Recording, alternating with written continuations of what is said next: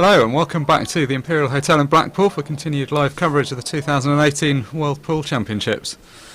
Up first this morning we've got a match in the Senior World Championship, team match between South Africa and Ireland. And it's Tom Bagnall for Ireland, who's just won the lag and is racking up for frame number one. Commentary for this match from me, Mark Shepherd, and joining me in the commentary box, Joe Fante. Been a great turnout this week, teams from all over the world, Joe. These South African lads have had a long way to come for this match. Yes, and these seniors love their pool. South Africa were instrumental in being one of the countries that started, that showed huge interest in the over 50s, along with Australia and New Zealand, and quite some years ago now that we managed to get it into the Worlds, and it's been an overwhelming success. Yeah, the teams have grown both in quantity and in team size. I think it's a slightly different format this year, so each team is 5 players plus up to 2 reserves, playing a best of 25 match. We'll be providing coverage of both tables. We've got 2 stream tables here. This is the right hand one as we look at it. So Tom Bagnall first for Ireland, spotted a red.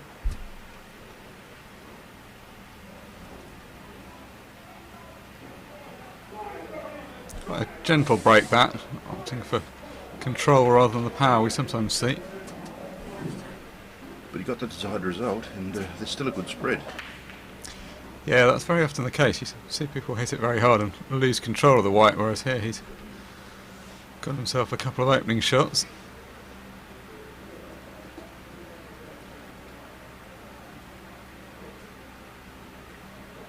He's chosen to stay on red and just play a safety shot, promote one of the reds off the cushion, and see where that white's finished. Tighten the corner of the table, bottom left. Be a bit of a cliche to say that the seniors tend to play a more conservative game, but so this is Kurt Hibbert, is it, from South Africa?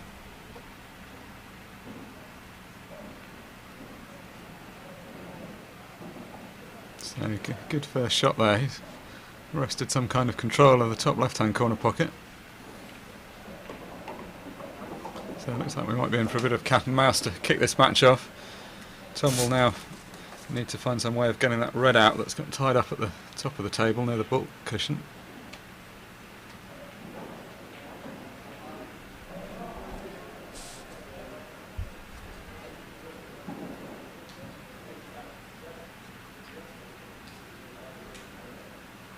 Always sensible when you've got balls tied up to get them out as quickly as possible. Knew at that stage that he wasn't really going to leave any kind of finish on the yellow, so it didn't entirely matter what he did there. He just wanted to promote his red into the middle of the table. And I guess he's done it at a stage where he thinks his opponent's doesn't have too much chance of clearing. But we know that the way the balls are, if someone when players are in form, they actually can go out from there, but not on this occasion. No, he'd be slightly disappointed with that miss. He was concentrating on the cannon of the balls near the middle pocket, but still, if he was going to go for that, he would have liked to have potted it, because as you see now, the red's fairly open. That's not the best shot though. Looking to screw past that red, leave it on into the same middle pocket. Just slightly decelerated through the cue ball there, didn't get enough work on the cue ball.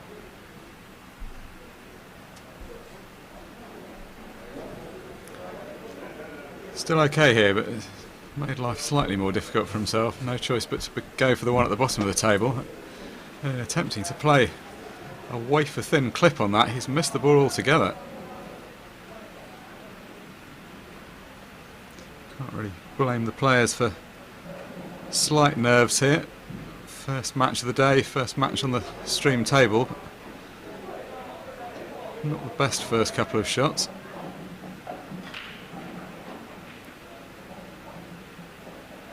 Decent chance here for Kurt Hibbert for South Africa. Not entirely straightforward. He's got the yellow, as you can see, quite close to the right hand side cushion above the middle pocket. There's also, more problematically, these 2 yellows in and around the black spot area.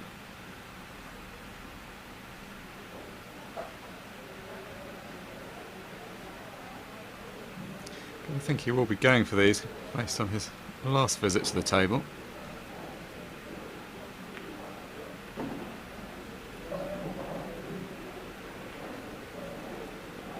hard to tell from this angle whether he can drop the top of these two yellows that are clustered together into the middle pocket and free the other one. It doesn't look to be quite right for that. So taking the one down the line up top right.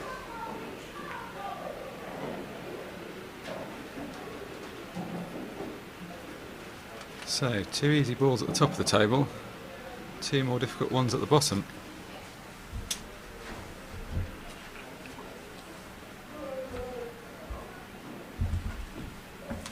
Maybe that one of the 2 yellows near the black spot pots into the bottom right hand corner pocket, but it's the other one, it's the one nearest us as we look at it, it's causing the problem.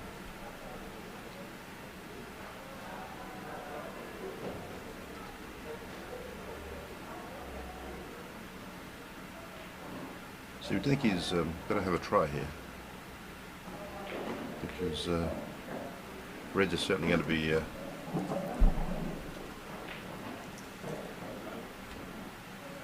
potable in the next shot. The only awkward one is the one close to that yellow nearest the ball, close to those 2 yellows, but it still goes into the middle right pocket. Yeah, you can see that he's played down for this one that's nearest to the black spot. He didn't quite get far enough down the table. For him to try and go out here. Unfortunately, that didn't go, but he did get a result. Yeah, that hasn't turned out too bad. He's still got the visit in hand. And he's still got a second shot, which means that he's got the angle to put that yellow in the bottom right-hand pocket and make his way up towards the other 2 balls. You'd have to say though, given the balls he's missed so far in this frame, this is not an absolute certainty, this yellow.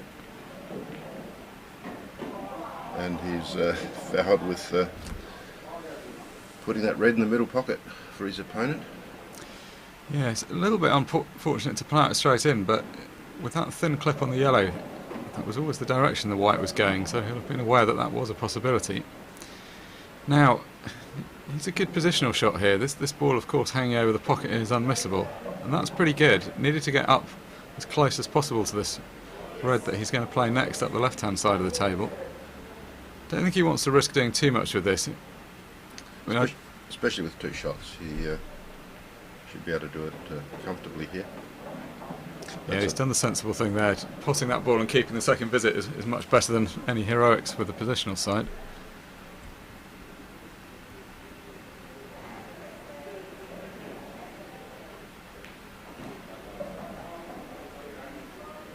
So now 2 on black.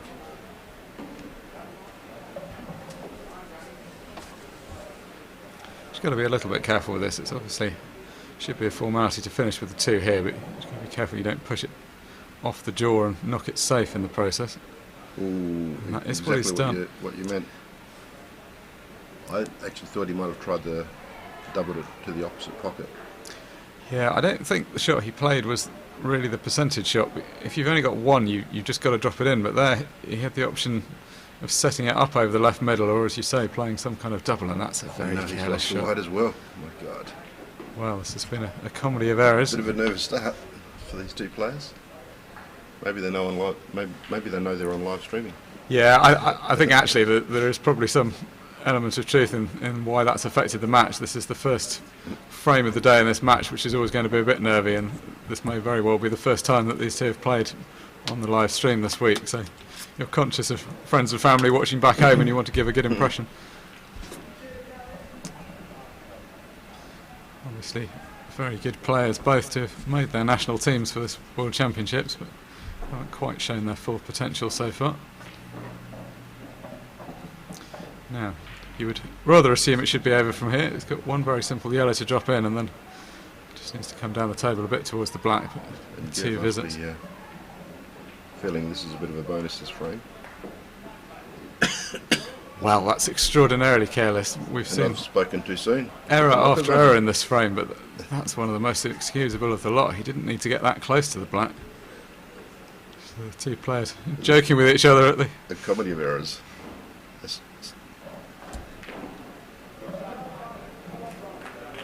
Not the sort of frame you want to look back on in in a few years' time. Now he's doing the right thing here. The mistake people sometimes play is to line these balls up too straight, and if you miss the black, it rattles along the bottom cushion. By leaving himself a fair bit of angle, the white's going to come out. Should he jaw the black, he should still have a shot at it as long as he plays this slowly. And that's exactly what he has done. You're talking about. Well, And Ireland draw first blood in this match to lead 1-0 in where we have another 24 frames to go. So it'll be interesting if I'm sure the standard will lift in the next few frames. yeah, I think Tom will be a little bit embarrassed about the standard of play there, but he won't be embarrassed about the result. And the main thing is once you get the frame on the scoreboard, you can come back and make amends later on. It doesn't have to be pretty so long as you win it. And of course, the important thing is the tickers on the score sheet at this stage. And both players, I think, have just written that frame off to accommodative errors, and they actually had a bit of a chuckle about it. But I'm sure they won't be laughing all day. They'll need to get a bit serious. Yes, they absolutely will. Currently lying bottom of the table of the 9 teams in their division in this tournament, Ireland. Still time to make amends though. They've played 3 matches so far and won 1 of them. Actually, a result here will lift them quite significantly up the table and back into contention. And in fact, likewise for South Africa, they're also sitting towards the bottom of the table, down in 7th place, also with 1 win from 3. But at this stage in the tournament, every win is a big one. And of course, we're coming to you from the Imperial Hotel here in Blackpool, England. These are the 2018 World 8-Ball Pool Federation World Championships, and working at a seniors event, which is the over 50s. I must say, Joe, it's a slightly new experience for me here. First time I think I've been in Blackpool for this tournament where I've been far too hot. The weather's been astonishingly good so far. I can only remember back in 2006 when we were at the Norbury Castle, when it was quite a swelter that year. But it's never been this hot ever since. Quite pleasant outside though at this stage, because yeah, it's a beautiful morning outside. I mean, it's nice for all the players. People have come a long way for this, so it's nice to see some English sunshine in this main hall. So it's always quite hot once you get a lot of players in and the pressure of playing under the lights.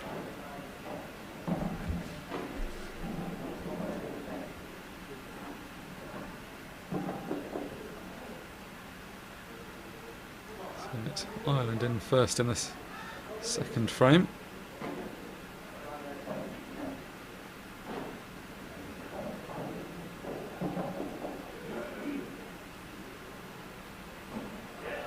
Entirely straightforward position this. He needs to drop one of these 2 reds down the right hand side of the table. Whether he'll elect, looks like he's playing it at pace, trying to screw it in for the second one. That's a good shot, that wasn't a formality. Good position there. And he's got these two reds close to each other that are a relatively easy plant. If he keeps himself there, I think he's on that, yeah. As long as the yellow doesn't creep in, which it just has.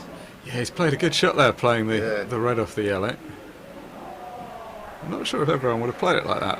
You could see what he was thinking. It's just unfortunate that he's always trusting to luck a bit with where that yellow went, and it's finished in the worst possible place, really. Yeah, so that's reverted to him having to go to plan B here. But and he's not total snookered either, because he's got that red that's poking out, which I think he's going for, and probably going to play safety. Yeah, it's a frustrating position to be in, because he not only is he not cleared up, but he's now messed up. He had the 2 reds were a plant and the other one went, and now all 3 of them are safe. And his opponent does have a pot in the middle.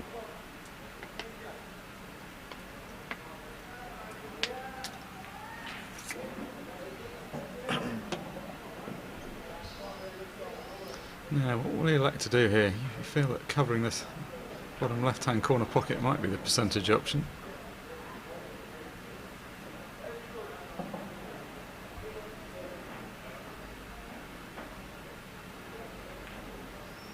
This is fine as well. He's not going to leave anything with the cue ball from that position.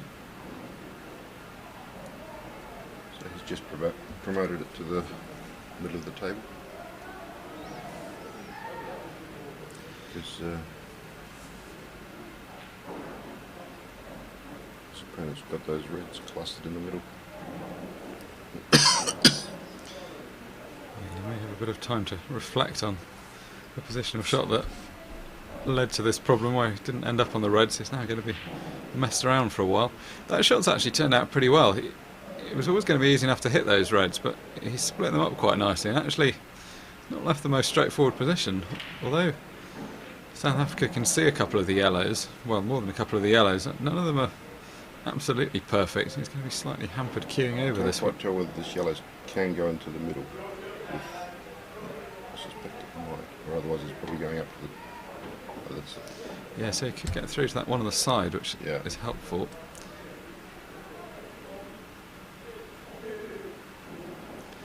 Now, different options here. Last time he opted to play the snooker, which made sense and he promoted a ball. The other shot I suggested he might consider last time, covering this bottom left-hand corner, he's not going to leave a snooker, but he's equally not going to leave too much of a shot at the reds if he plays this right. He's got to be a bit careful with the cue ball. Doesn't want to run through too far, otherwise he will leave a red. He may have left this red to the top left-hand corner pocket, but it's not going to matter too much because at least one of the others is well tied up still. There's a red to the top left, or you could fine cut to the bottom right and run into the red. You may have to consider an aggressive option here just because there isn't really very much of a containing safety with where the yellows are.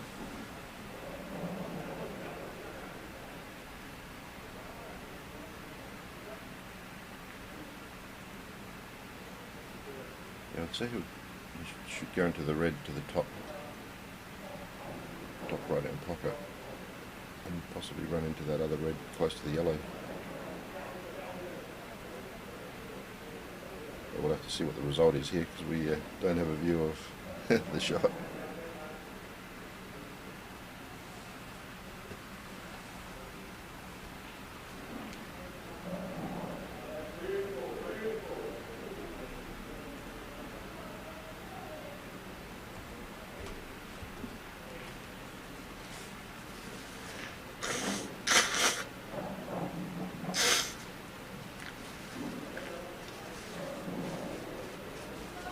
So it's South Africa at the table here.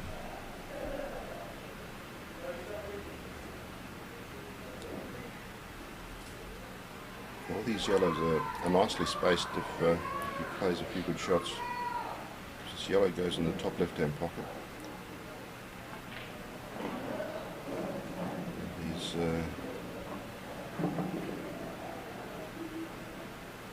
come back where he can cut that yellow into the middle pocket. Middle left, and he may have to be on that last yellow.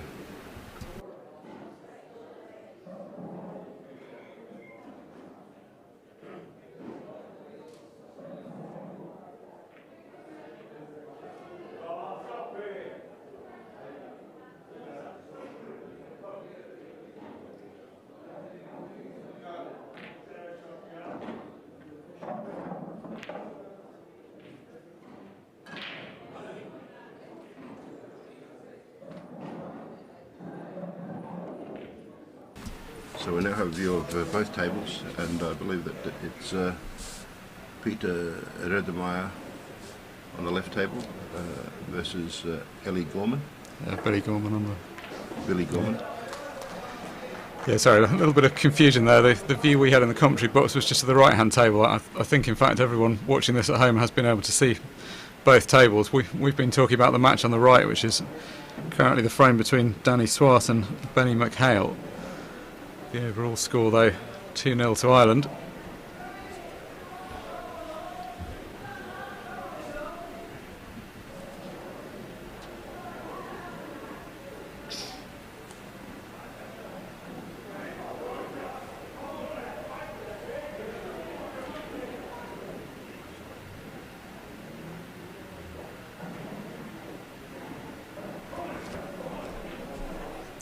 Oh, that's a good effort there. That was a very thin shot on that yellow. Danny Swart trying to cut into the bottom left-hand corner pocket. Now, this is a very presentable opportunity on these reds, but he just needs one good opening shot. He's just got to drop this red bottom right-hand corner. But his wad will naturally go up to the other end of the table where the other two reds are. Oh, that's a good shot.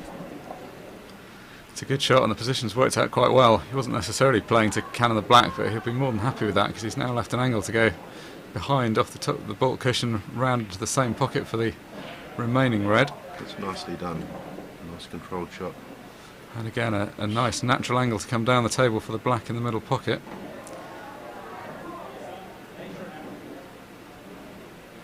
See there what it means to Benny McHale.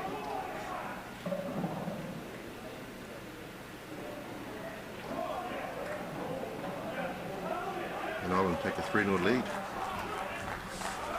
So it's Ireland 3, South Africa 0 in this seniors round robin match in the 2018 World Championships here, coming to you from the Imperial Hotel in Blackpool. I think it's Ireland 4. We're slightly behind here, Joe, because we weren't able to see one of the tables, but we'll be able to confirm that in a minute. I think Ireland won on the left-hand table, but we'll just get that confirmed. We're just going into the 5th and 6th frames of the match. Certainly, we've watched Ireland win 3 of them so far.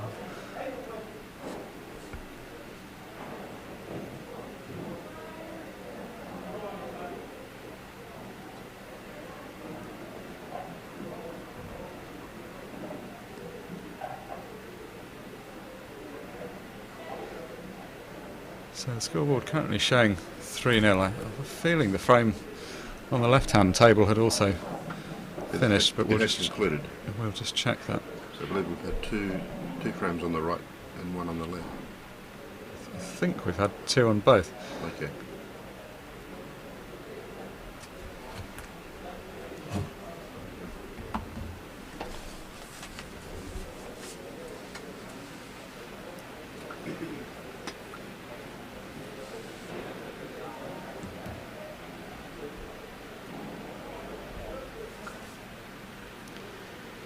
New format for this year, bringing coverage of the 2 tables. Unfortunately, currently beyond the wit of the commentators to keep up with both of them.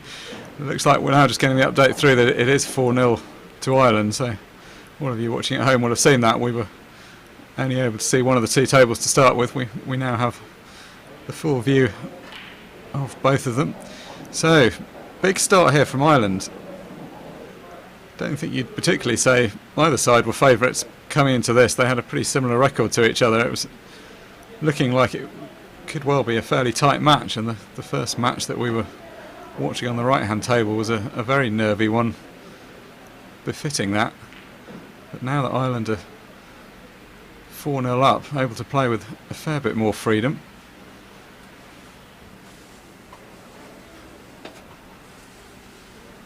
Important here for South Africa to get some kind of foothold in the match, because 4 behind, even though they're playing best of 25, is not the best start for them.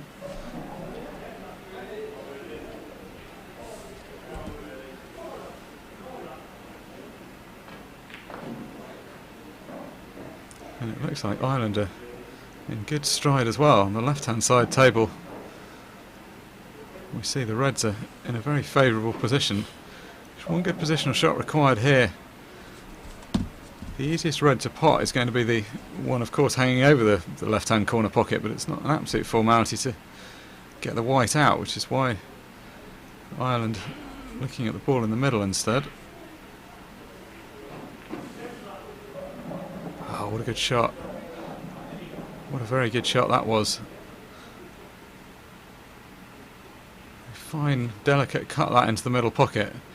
It's not turned out too bad. It was running into that red on the left-hand side cushion, knocked them into a plant of a fashion, and I think he can certainly make the plant. I think he can just about hold on to the white.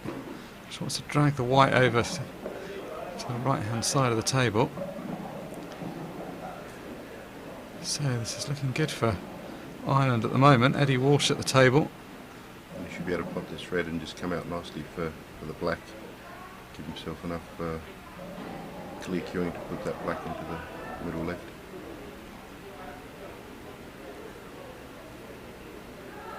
So this split screen format allows you to watch both matches at once.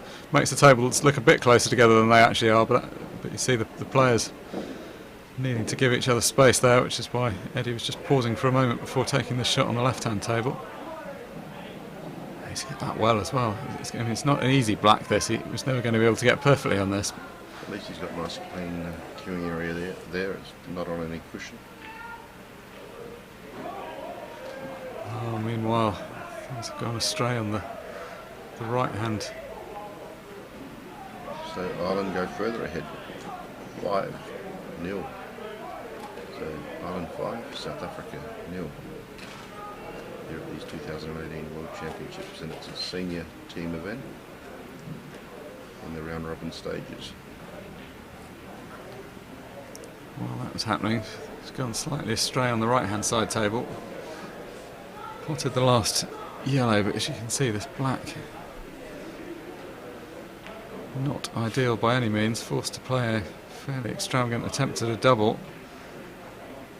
So could this be the 6th frame for Ireland?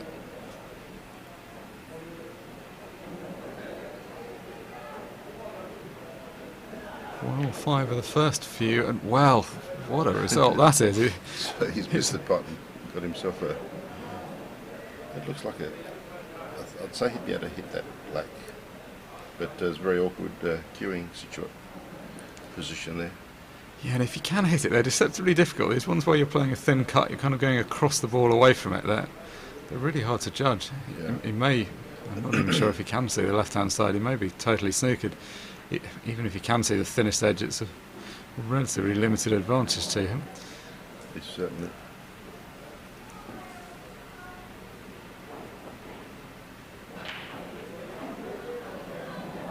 He certainly didn't like the idea of going for a direct hit. No, and that's pretty much the worst outcome. The white going in, although you could say he was always going to give the 2 shots away, the fact that Ireland are now able to pick the cue ball up, which makes it so much easier. You can set up this plant down the right hand side first. In Australia I would have said a cannon, but I've learned that we use the word plant here. Yes, different countries use slightly different terminology. Cannon people tend to use to mean to knock a ball out that's clustered together, but it's the same principle really, knocking one ball onto another. So you've still got 2 shots on this right table.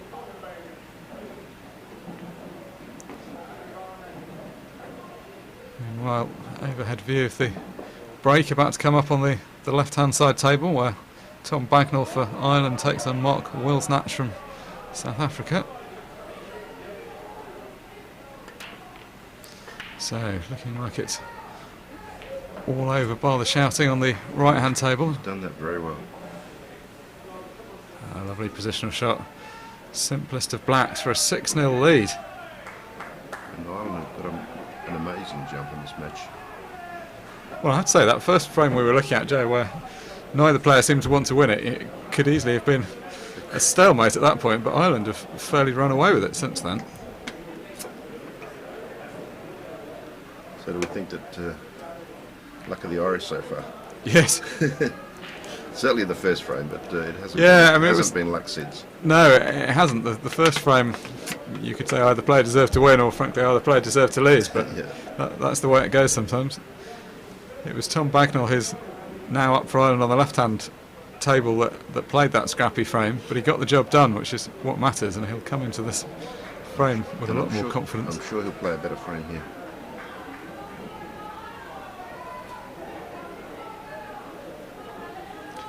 So in the first frame, he's not somebody to go for an extravagant clearance, and you can't entirely blame him if you look at the position of the yellows there. There are some players that would have gone for it from there, but it's not a completely straightforward position. There's no point going for something. I was watching a semi-final the other night. I think it was of the Masters, and he played some brilliant clearances. Yeah, I mean, most players here are going to be capable of mixing it up in a safety game or going for it as required. It's just some people have slight preferences one way or the other. And of course the table often dictates what's the right choice. Very important frames these for South Africa. I mean, I feel 6-0 behind is possibly becoming insurmountable already, but certainly if they go any further behind it's going to get very difficult.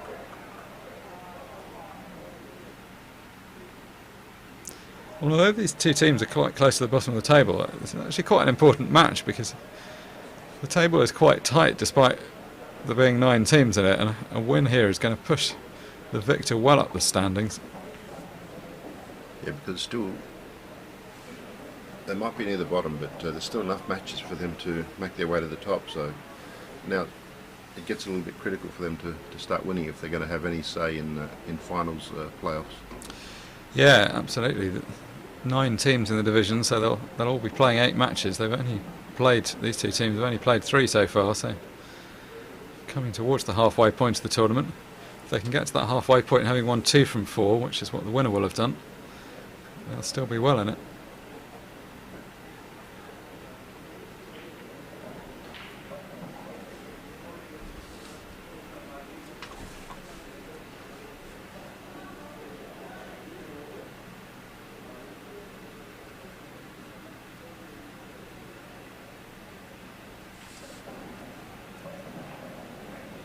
So relatively cagey stuff on both sides of the arena at the moment. Each team just looking to nudge their balls into possible positions before they go for it.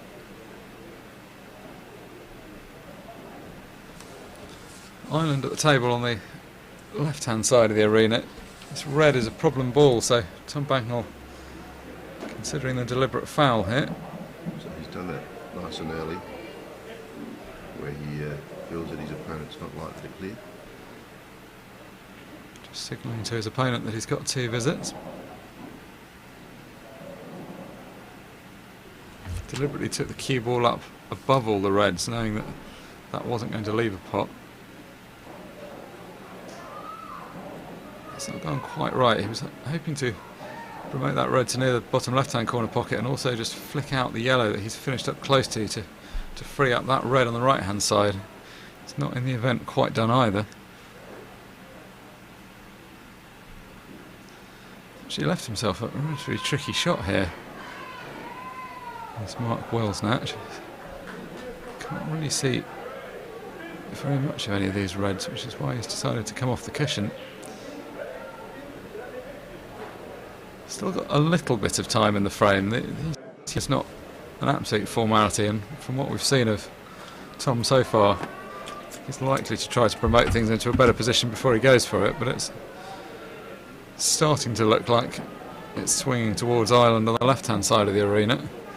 It's also, you'd have to say, looking quite positive for the Irish on the right-hand side, where on reds they've got control of the bottom 2 right-hand corners, bottom 2 corner pockets I should say.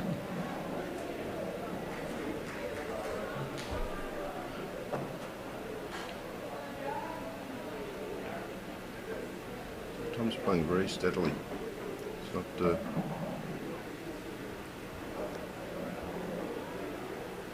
because of course these tables are quite very quick, so you don't need to hit the balls very fast to get the reaction. Deliberate foul played on the right hand side of the table. South Africa feeling that they've got no choice but to try to do something to turn this frame around. And Tom's just taken a stop in potting balls here. He's just laid up that yellow on the bottom left. He feels there's not much value in potting these 2 balls over the pockets because he's got 2 balls tied up. Yeah, I think I would agree with that analysis. He's done what he needed to. He wants to buy himself a bit of time to free up the remaining 2 yellows. So, slightly nothing-y shot, you would feel. He's done the important thing, has Mark, of not leaving Tom a shot at either of the 2 yellows that are tied up, but he hasn't really put any great pressure on because yeah, I was going to say he's probably not going to pot this yellow yet either.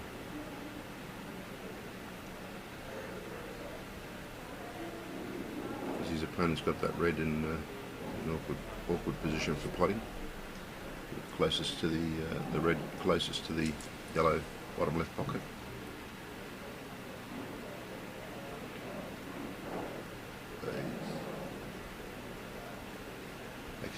bigger gap there than I thought.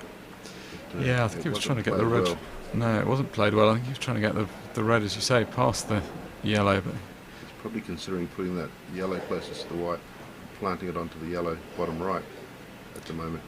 yeah, he certainly wants to promote that ball. He's got the option of either that or the double across the table to get it over bottom left. Yeah, that's the shot.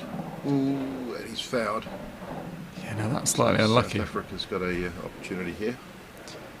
The first frame we saw a foul like that was the player was a bit more culpable for. That time it was a little bit harder to legislate for that. Yeah, that's what he was looking at before he played the shot, trying to see what danger there was because his white was running. So this time, Now he's got to get this right. He's got to get this bottom corner pocket covered properly.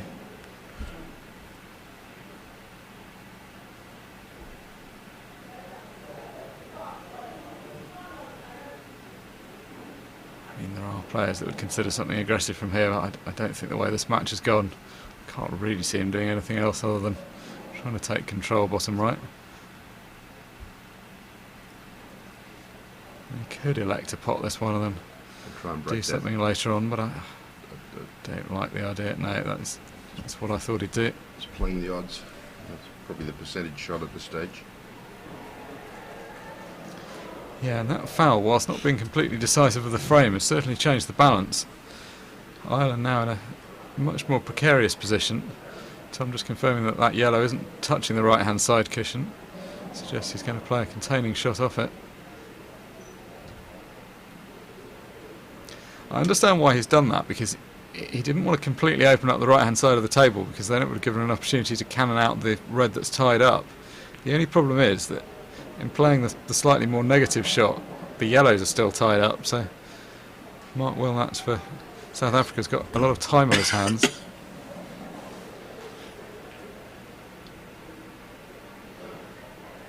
So that yellow and red that are close together probably create a little bit of a stalemate in this frame. Yeah, still in the balance. That didn't turn out quite right. You could see what he was thinking. He was trying to get the white up the top end of the table and promote the red. He's actually ended up knocking the red pretty close to being safe. I don't think it quite drops in the right middle. It does potentially double at some stage. Now, the question for Tom Bagnall is whether he wants to carry on playing this game or whether, I think that's the right thing to do, whether he wants to start trying to get these yellows out. Just had a quick glance on the other table and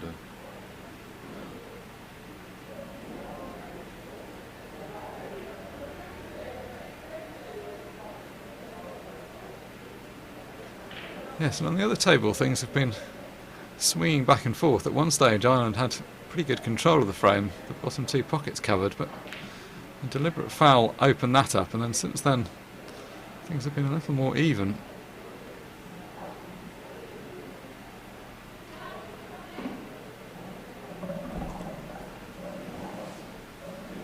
So currently at the table on the right hand side, John Mayer for Ireland, looking to cut this red over the bottom left-hand corner pocket. I was about to say these tables are faster than you'd think, but they're not that fast. You needed to get a little bit closer to the pocket. He's left that wide open.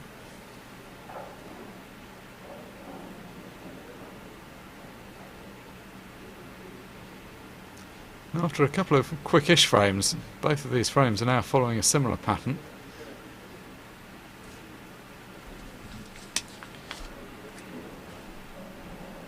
Good snooker from South Africa on the right hand side. It was very easy to get a snooker, but it was hard to get a good enough one that was going to be really challenging to escape from, and that's exactly what they've done, because by getting this white so close to the yellows, there's no escape off what is the right hand side cushion of the table, the bottom cushion as we look at it from this overhead angle. It's quite a challenge to get out of that snooker. Yes, it's far from a formality. I'm not sure he's going to be particularly inclined, and he isn't, to get out. I don't see very much value.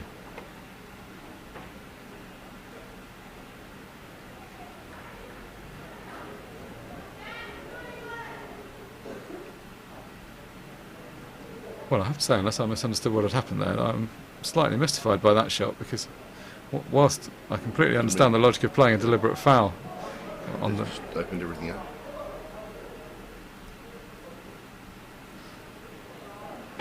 So Peter Redemeyer steps up on the right-hand side table. He's going to like what he sees. Not only has he got 2 visits, but all 6 of the yellows now go. So if he wants that to stop, though, well, that's a problem he didn't need to create. He should still be okay with the 2, but he's now going to have to play a double on this yellow, which is potentially going to use up one of the visits. We've still got a cagey game happening on the left table. Of course, it's a pretty important stage for South Africa because they've got to try and peg a couple of frames back. So, yeah, they're certainly not going to mind how they do it. This is not a time to be looking for style or flamboyance. It's a time to be getting the frames on the board however they come. And this looks pretty good. Yellow just hangs tantalisingly on the edge. Doesn't make much difference to the outcome. The only difference was it would have just taken the pressure off slightly because he'd still have the 2 visits remaining. You'd have to say from the position these yellows are in, if South Africa have got any intention of getting back into the match, Peter's got to be clearing these up.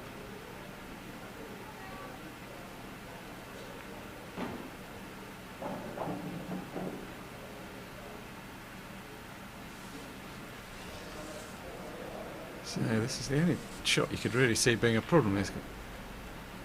Well, I was going to say he's got a very thin one. I'm amazed he's played that as a double. I think if that ball was too thin to pot, most players would have just taken one of the other ones. yeah, and then you just would have been able to plant it on the that bottom left. You could say it's a big pocket where that red is, but I'm not sure it's a massive pocket. That shot was by no means unmissable, as is proved by the fact that he's missed it. And this is a real let-off for Ireland. And finally, those 2 balls on the left table have been broken out.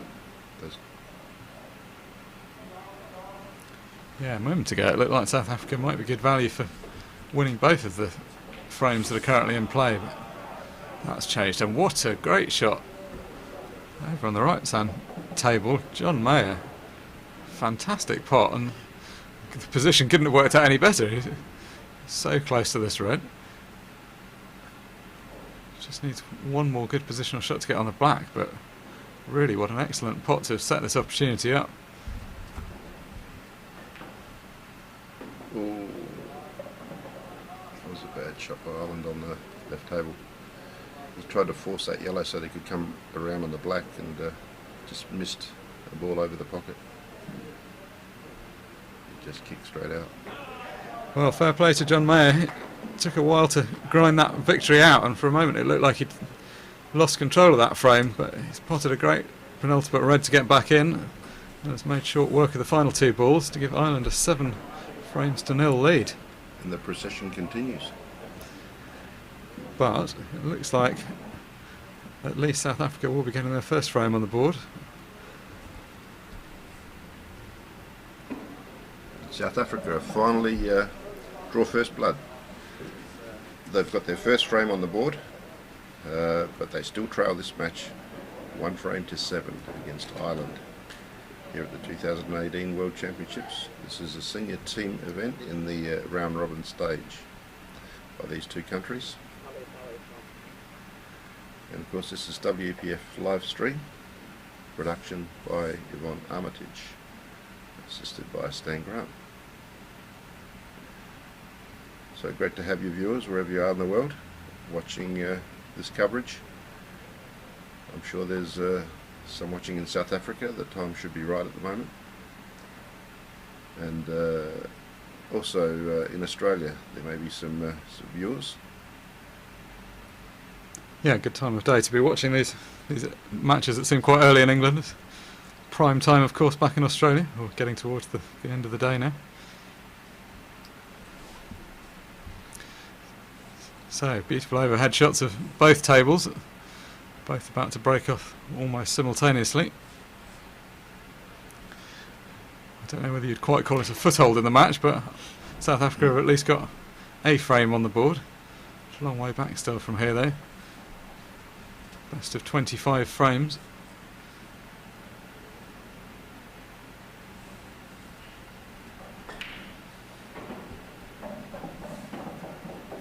Well, the tail of a good break and a not so good break over on the right hand side. Balls have split up pretty nicely, and as you see, the South African player able to get straight in there.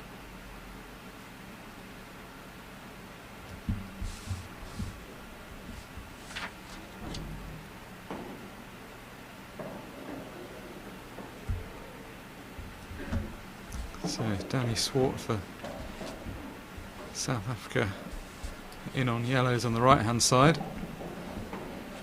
Benny McHale for Ireland on the left hand side, just considering a slightly less enticing position. Although he's made a pretty decent job of that shot.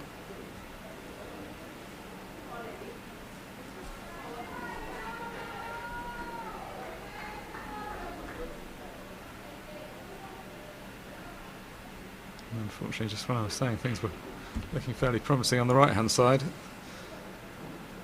Danny finds himself tight up behind a red.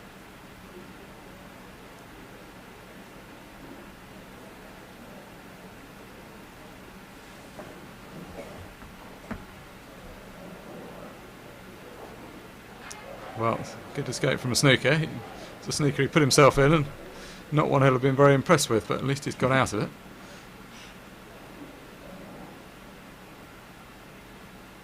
South Africa have got a reasonable lie here with the balls. I'd say it's just under hit there. Ireland's got that yellow ball tied up, which needs work doing on the left hand side. Near the left hand bottom pocket. But interesting to see if he tries and pots, or whether he's potted and kind of promoted that yellow slightly, still on the cushion. He might go for a double here. He does exactly that, and it sounds like it's disappeared. So he's got a bit of a rhythm going here. Well, and how was that for a shot? Not quite what he planned, but glanced off the jaw of the middle pocket and ended up plumb on the ball. He's just on a roll. He's a quick player, isn't he? Nicely.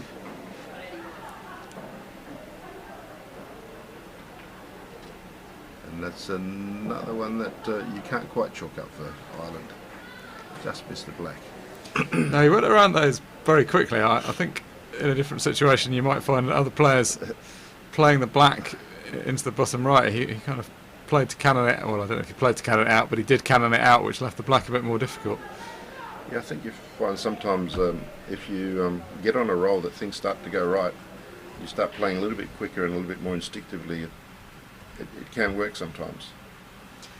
Yeah, it's a different style we're seeing from Benny here, from a lot of his compatriots. There's been a more considered pace and style of play from a lot of the others, but he played some great shots in that clearance.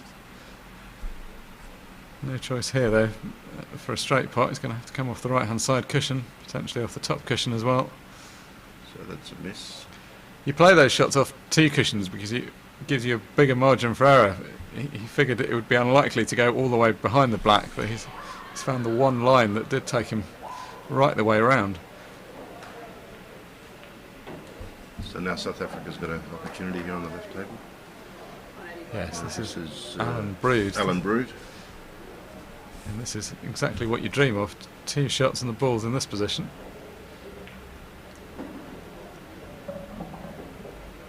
And awkward lie. That red's finished a little bit awkward because I don't think you can't plant the bottom. No, there wasn't a great deal he could do wrong from that position with the two visits, but this is a poor outcome from his point of view. He's looking at whether he can just get past to see the second one. Yeah, he could. That's a good shot. Yeah. Now, what's to think about this? If this one to the bottom left, which looks the more obvious shot, is too thin, then he might actually be better setting up the one over the right middle, because that's unmissable. It's still got the second visit in hand. The only thing he doesn't want to do is clip this one in. There's no problem with the pot, but he just doesn't want the white flying around and to lose control. I think that's okay. It's just about thick enough he can play it slowly. Well, he hasn't, and that's exactly why I said that was a risky thing to do. I think he was trying to break that out. He played the shot with a lot of left-hand side to try and hold at the bottom of the table. I'm not sure he really needed to do that. No, because that red's far enough, looks far enough off that cushion as well that it would have gone into the middle. Yeah, so we'll just let the cue ball go more naturally and come back across the table and then play it down the line. I mean, it's fine still because he's got the 2 visits, but he's now left with a difficult shot to set it up rather than just to drop in. And we've had a result on the right-hand table. I think we got distracted here. Yeah, Ireland chalking yet another one up, so now lead by 8 frames to 1. So that must have been Eddie Walsh. Yeah, gets the job done. Well, I called Alan Brody out slightly over his choice of positional shot, but fairness to him, he's got the job done here. So that's South Africa chalks up another one. So in this match, South Africa 2, Ireland 8. This seniors team event, round robin, still in the round robin stages. Very important for both these teams to try and win this match because they're in the bottom half of the ladder the way they stand at the moment.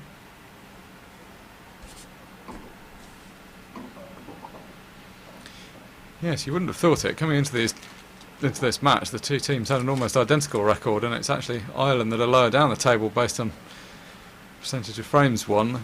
Both won 1 match out of the 3.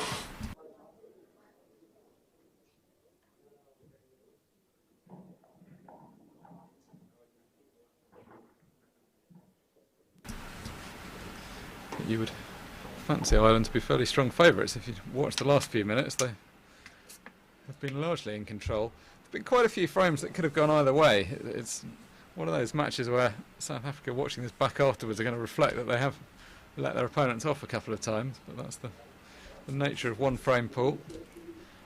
I like this format actually, the five players in each team and then everybody playing everybody effectively. They're allowed to make some substitutions, so that might slightly change, but yeah, it kind of sits quite naturally as a format. It's a very good format, and everybody plays each other once. If you've got your 5 top players playing all the way through, everybody just has a go, gets to play each other once, unless of course you have some substitutes come in. South Africa just fielding a team of 5, unsurprisingly. They've had a bit further to come. Ireland turned up with a full allowed complement of 7, so they've got Paul Noonan and Davy Byrne on the bench. Both good players able to be called on if required.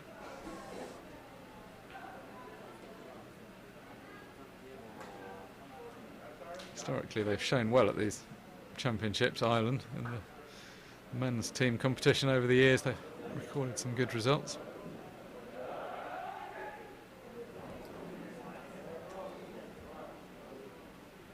So that's Gert Hibbert on the right table for South Africa, playing John Mayer.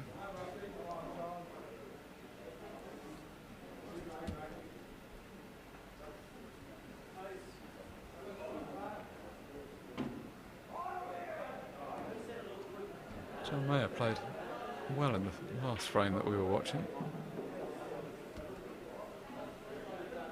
Looks to have got off to a decent start here. Black obviously in a somewhat problematic position for both players at the moment. On the left table we've got Mark and Eddie Walsh of Ireland. Excuse our pronunciation of these names. We're no doubt butchering some of these players' names. We apologise. It's nice to see some different faces on here. Joe and I are struggling with the score sheet and seeing some of these players for the first time, but actually it's a welcome position to be in. We very often commentate on the same top players that tend to reach the latter stages of the individual competition, but it's one of the nice things about the format this year is that we've been able to bring you coverage of a range of different players from nationalities all across the globe. And different events, like we've got the over 50s here, the seniors. Yes, and we've got a mixed schedule of it coming up today. We've got a juniors last 32 match coming up at around midday after this. Some under 23s. And then some men's team action later on this afternoon. Going to be bringing you hopefully 6 sessions of streamed play today.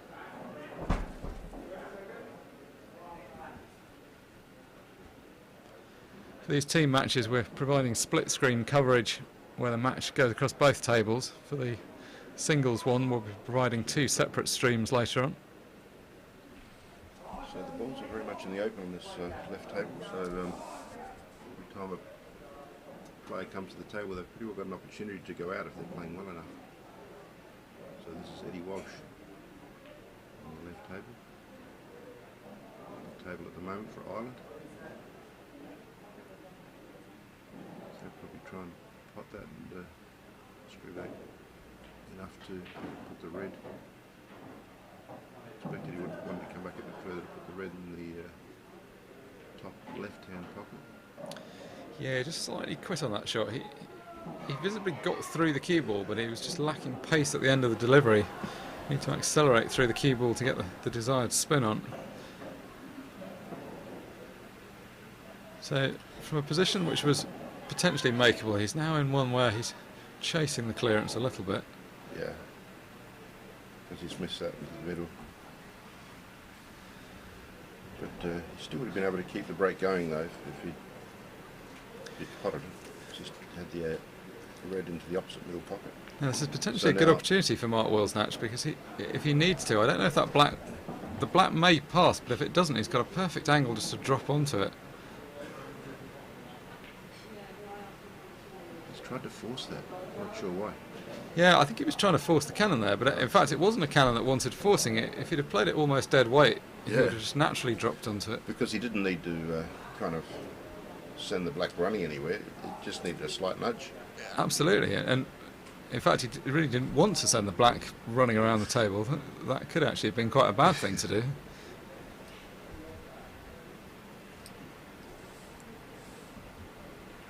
Always very easy, of course, to see these shots from the commentary box. Definitely.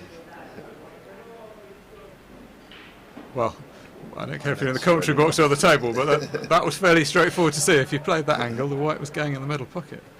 It's a game of pool, not a game of billiards.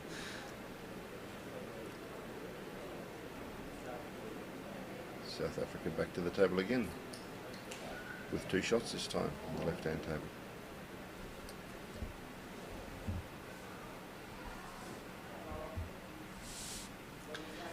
Yeah, I think what Eddie was focusing more on where the object ball was going. The white, obviously a byproduct of that, but it was a little bit careless. Anytime you just play the white straight into the pocket, it's hard not to feel that you're to blame for it. I think he's going to try and play this yellow, maybe off the cushion onto this yellow. Just try to squeeze it through. Yeah, that was never going to go. Yes, again, I think that was quite the right shot. At least he played it a bit slower. His previous visits to the table, he caught the ball a bit firmer than he needed to. He's at least a bit more measured about that. But he's still got the same problem, though, that the black's tied up. We saw from the overhead shot, it doesn't go in the left middle pocket. So he's chosen to just break the black out now. With his opponent coming in next shot. Well, it's a bold move. I actually think it might work just because these reds are probably difficult enough, but that's not a shot that you would see normally, no. From what you would call the really super elite players. You just cannot play a shot like that because it's just too dangerous. I think actually these players are all top players, but they're not all players that are going to clear up from ridiculous position time after time, so you probably can afford to throw the gauntlet down a little bit more.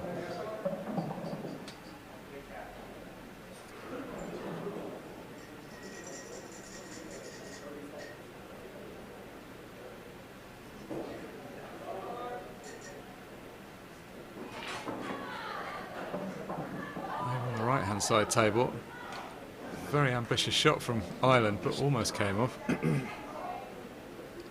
bad miss by Ireland on the left table as well.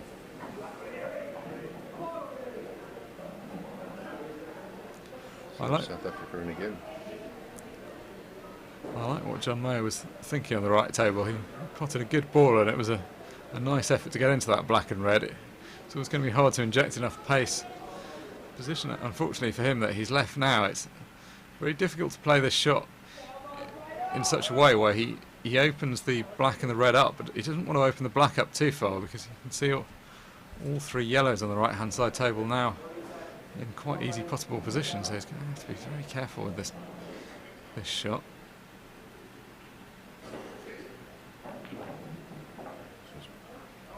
Red's going to the middle pocket. So this is Eddie Walsh, Ireland on this left table. He's got the angle to come back up this on the table, but okay, so he's probably going to try and tuck that red inside these two yellows. So he's got to play with a bit of conviction. Yes, this is a difficult choice. If you aim to hit hard into that right cushion, into that sort of left cushion. Yeah, I mean, if you play this hard, it's just so easy that with that yellow tight on the cushion like that, it's just so easy to double kiss off the yellow and kind of just jam the red back out. See how it plays. That's it. He's got a good result there. Yeah, I mean that's almost more than a good result. From that position, to jam it in at that pace and just have the red stay and the yellow not fly around is that's why I felt dream I needed result. to play it really firm, because you kind of spring into the cushion and spring out again. Yeah. That's a result on the right table. It's Ireland that takes another frame. John Mayer, you always felt looked to have the upper hand in that frame, but got a little bit lucky at the end. Played one safety shot and ended up effectively ending up with a different one. Ended up snookering his opponent, which is what presented that final opportunity. But played some good shots. You say Ireland were good value for that frame, but a little bit lucky at the very end to get away with it. So 9 frames to 2. That's starting to be quite a heavy scoreline, isn't it? It's going to be very difficult for South Africa to get back into it here. They're starting to get to the situation of they can't afford to lose any more frames.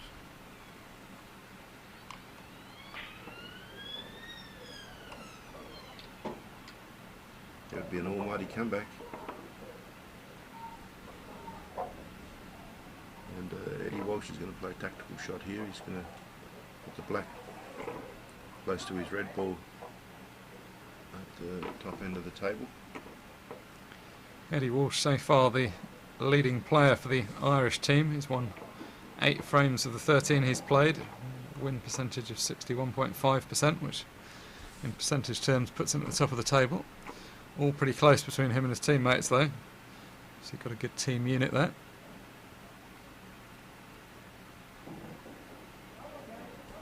So Mark Worsnick's got one remaining shot here on yellows.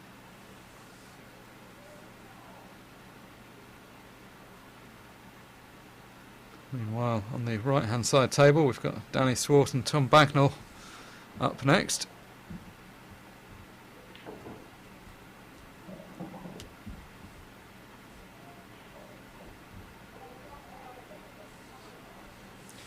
Well, he's ended up perfectly on this yellow. I think it's probably fair to say that wasn't the absolute shot he was playing. I'm not sure what he was playing. I can't seriously think that he was intending to play a cannon into the black, because played at that pace, you're just going to knock the red in. But if he wasn't doing that, I don't really know quite what he had in mind.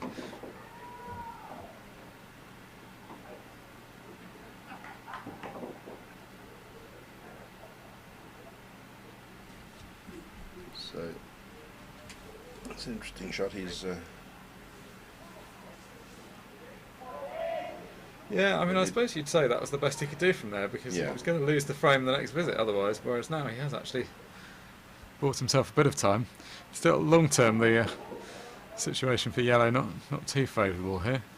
I mean, I wonder if I may just consider Ireland just potting this red and then playing a deliberate foul, because there's not a lot doing with that yellow.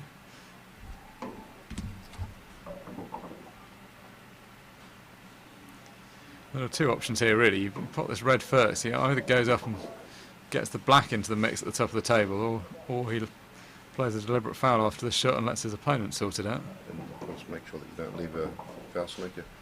I'll be bringing it to the this opposite side of the table. Yeah, if you're playing the deliberate foul, you're going to need to be right over the right-hand side, because otherwise it will be a foul snooker.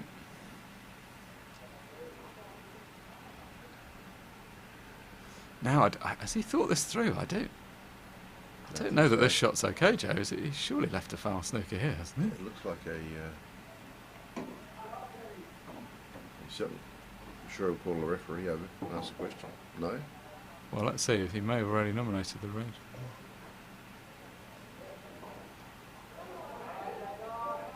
Well, I'm astonished. I can't believe he could see the left-hand side of that.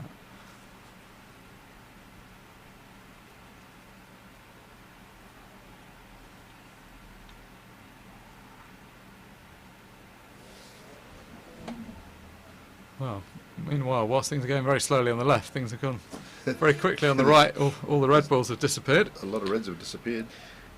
Very tricky black there. Well, we've been engrossed with the tactical game here on the left table. Tom Bagnall has cleared the reds up and was trying a rather challenging shot on the right. On the black, I should say. The usual scenario, once you miss the black, you tend to find yourself snookered when your opponent has this many balls on the table. Danny Swart's going to have to grind his way back into the right-hand frame. The left-hand frame will also be very much a tale of grinding, as they've got themselves into quite some position here. This frame might be still going when the match finishes.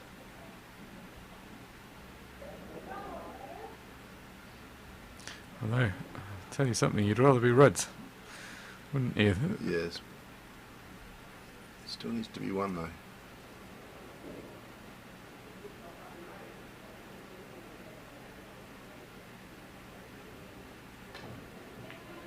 I think he's brought that yellow. Yeah, certainly brought that up far enough. Because the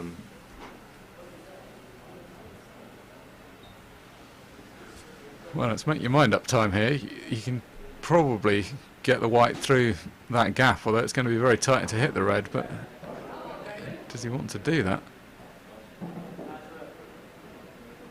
I mean, that's there is a gap there. very, very tight.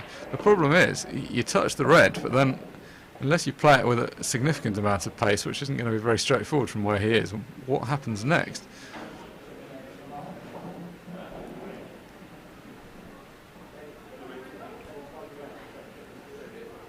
This is going to be a tricky one to referee. He's either going to play it slowly, but then I don't know if slowly really helps him from a position point of view, or you have to play it very fast, in which case he's going to come perilously close to clipping the yellow on his way through.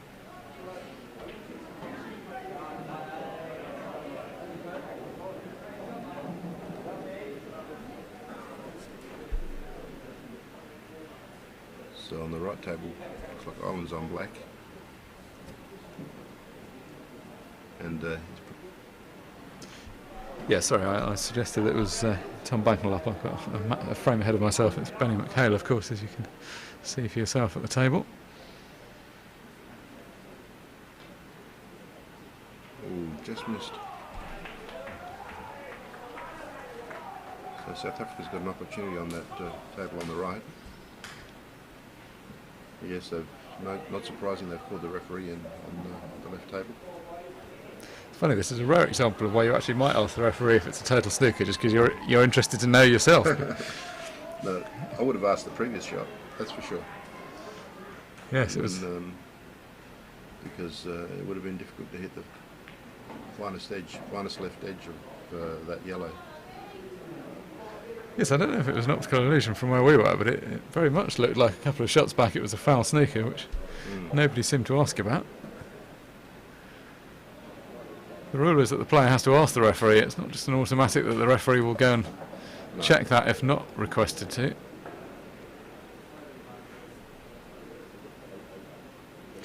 So the white that you can see nearest this cluster is the one that the referee has put down simply for the purposes of assessing whether the cue ball goes through. The actual white is the spotted one on the far left of the screen as we look at it. So Peter Rademacher has the opportunity here to pick another one back for South Africa on the right table. Yes, no real excuse for not doing so from this position. He's a very steady player, a slightly different stance, a much more upright stance, doesn't get right down on the cue like most people do, but that doesn't seem to be causing him any ill effect. It's a well executed shot. Yeah, he's struck that absolutely perfectly, able to now just drop this one through to leave himself a nice easy shot on the black. Down. So it was a good clearance from Benny McHale to get in first for Ireland, but ultimately missing that black when he first had the opportunity proved costly. Got snookered on a number of occasions, and ultimately it was Peter Rademeyer that was able to get the job done for South Africa and pull one back. Ireland now lead by 9 frames to 3. And the drama's still unfolding here on the left table. Yes, it's just as well there was a second table to have a look at, because the action is not exactly proceeding quickly on the other side of the arena. I'm not sure what the negotiation is with the referee. It would seem to be a fairly black and white issue. A difficult one to judge, but nonetheless a fairly simple question for the referee, you would have thought.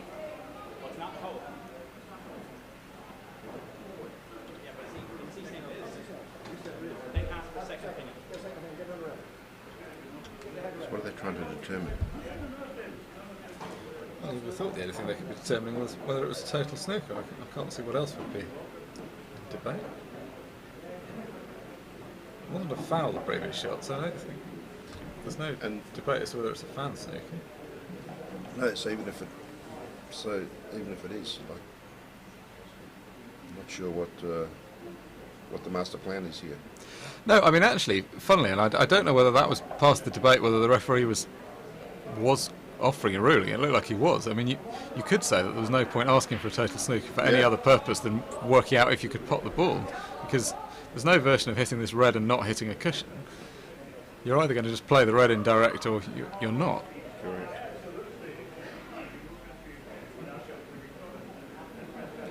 In the meantime, we're putting another frame is going to get underway on the right table. Yeah, so Danny Swart for South Africa stepping up to break.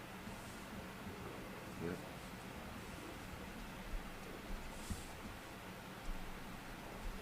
So he's going to be playing Tom Bagnall of Ireland. It's like a ball disappeared there. No, I don't think it did in the end. The black almost went in.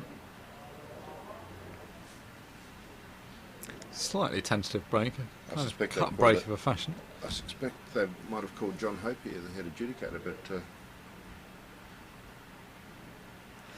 Yeah, I mean, this is an interesting question. I imagine the debate may just be around it's quite hard to judge the shot, but I think there's also a more philosophical point about whether the referee should be offering a ruling here. Although that's not really... That's generally not an issue. If you ask for a ruling, you should get one. Head adjudicator of the tournament, John Hope. Yeah, John Hope's been the senior referee for a number of years here at the World Championships. He's going to do the same thing. I understand why they're doing this, but at the same time this is almost a bit academic. It's also, in reality, if you play the shot, you're going to play it into the cushion, and the cushion's going to compress slightly, so you're always going to be able to force a slightly different angle. I mean, the fact is this tight suggests that trying to pot the red just isn't a good idea, because it's going to be very difficult to play the shot as a normal shot. If the referee with his hand is struggling to put the cue ball there.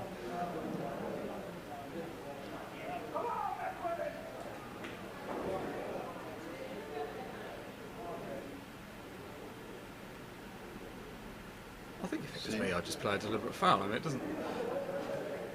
Exactly. You're trusting to luck a bit, because if you hit this cluster, the effect of playing a deliberate foul if you're Ireland would be that you'll leave your opponent 2 shots on the yellow, and then they're going to try and spring them out. And make sure that you don't foul snooker. Yeah. Of course, because even if this is a total snooker, what are you trying to determine? That if you hit the red, that it doesn't hit another cushion, that you're not going to foul? Yeah, well, how are you doing that? Well, I guess... I suppose you could come off the right-hand side. You can come off extreme right off that cushion, and just nudge it towards the black and want it to be deemed not a foul. That's the only thing you could be wanting. And in the end of the day, you didn't need a ruling for that shot, that's for sure. No, that was a bit of a strange one, wasn't it? And it's come out quite fortunate for him because he's on that black.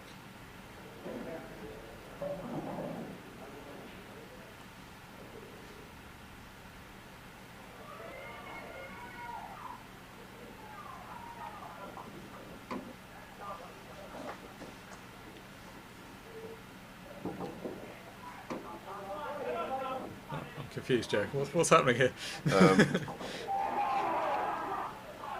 What was that? Was that South Africa that just had the shot? It was Ireland that requested the total snooker. I think we just ride with this one, Mark. Was it?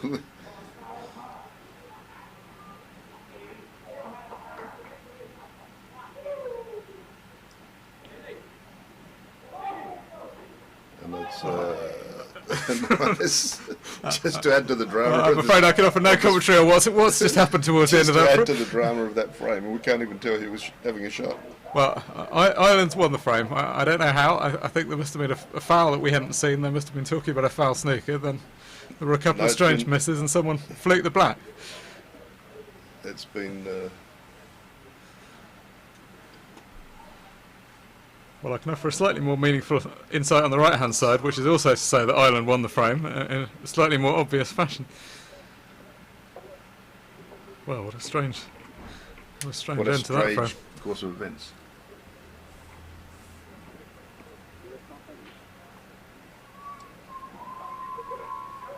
Well, if it was possible to confuse us, they certainly have. We apologise, viewers.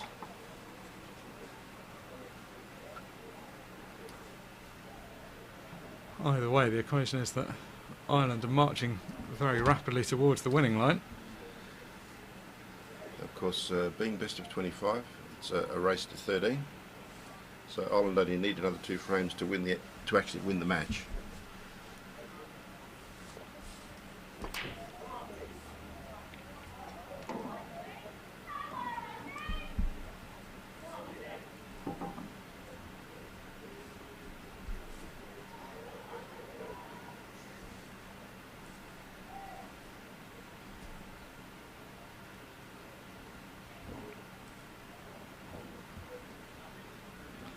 If you're just joining us, you're watching live coverage of the 2018 World 8-Ball Pool Championships, coming to you from the Imperial Hotel in Blackpool. First stream match this morning is the senior team match between South Africa and Ireland. The yellow's gone down on the left table.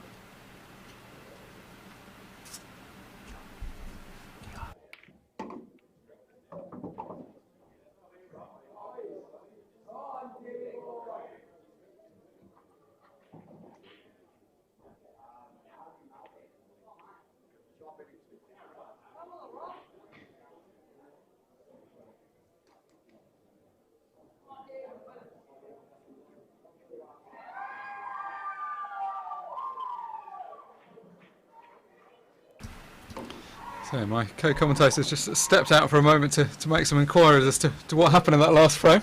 Apparently the Irish lad had committed a foul, which we didn't see, of some sort. And hence the incoming player just wanted a ruling on how those balls were lying. But you'll see that he got to nominate the... he finished up potting that red, was on yellows, because it was a South African player that came in with the 2 shots. Yeah. Yeah, so in fact the ruling was about whether it was a foul snooker, but in fact where that frame went astray, well, after all that nonsense was over, the balls were opened up, and then South Africa just missed the yellow twice, in fact, to lose the frame, before Ireland fluked the black to win the frame. And the luck of the Irish continues. Yes. Pardon the pun. Pardon the saying. But yeah, I must admit, since these seniors have started, South Africa have always been relatively strong, so I'm a little bit mystified to see the score today at 3 frames to 11. Yes, I mean, in fact, having watched it, I'm not sure you would say the scoreline was correctly 11-3. Both sides have handed away a few chances that they probably shouldn't have done. And I think you would say Ireland are good value for the win, but perhaps not by quite such a large scoreline. No.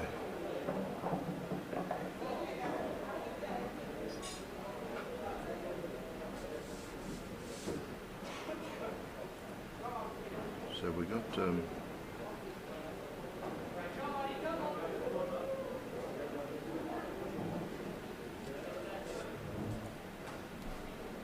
kind of graphic may be incorrect on the right hand side table at the moment. In fact, South Africa are on yellows. yes.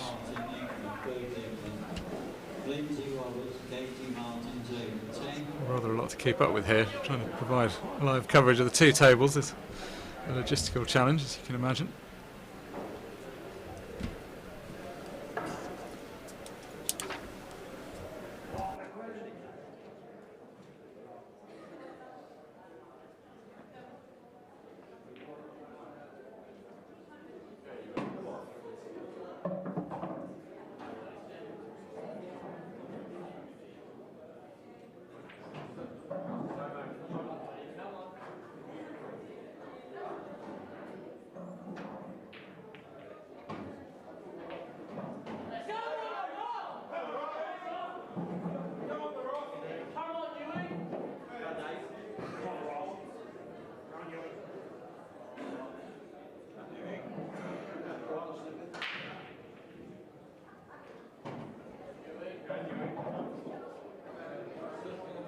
Tables 8 and 9 in the men's section, Mauritius versus England.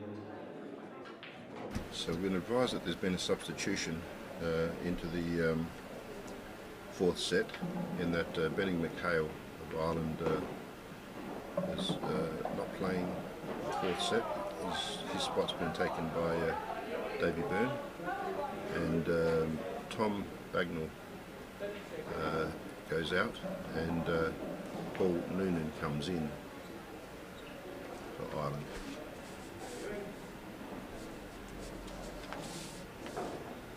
In the ladies singles on table 13, Pat Jones, England. So both substitutes get a run.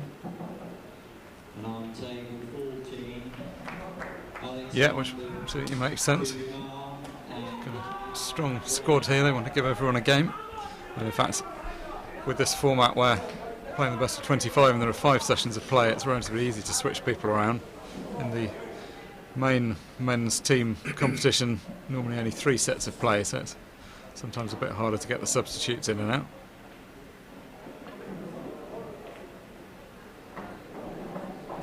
That's an unfortunate result for South Africa there. Played a decent enough escape from the snooker to hit the ball, careered into the middle pocket, offering Ireland the 2 visits on reds. And that'll be a welcome sight, because without 2 visits this was going to be a tricky clearance.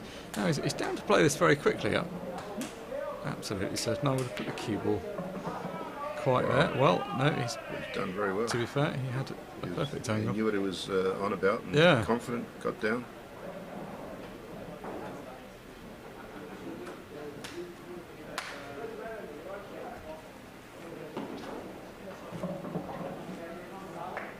Well, he's down to play this very quickly, but he's come so close to snookering himself here. Well, has he snookered himself? I actually thought the pace he played that, he was playing to be the other side of... Oh, in fact, he had 2 shots still in hand, of course. Yeah, because he fight. Well, I have to say, if that's the case, that was a slightly poor shot into the black. I think he'd have been better just setting that up. That's a bit unnecessary. He got into that mould of playing quickly, and he's got himself into a bit of a mess there. Of He's played such a good previous shot to keep the 2 visits and to open the pocket up, and then the simple stuff he's made a real mess of. Still, we've all been there.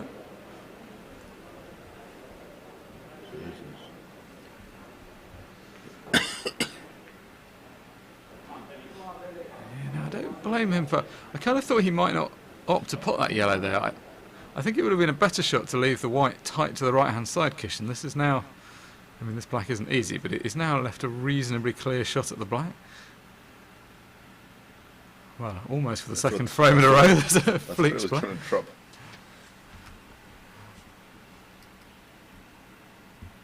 Yeah, now the South Africans need to take control of this. And too many of these frames have been getting away from them.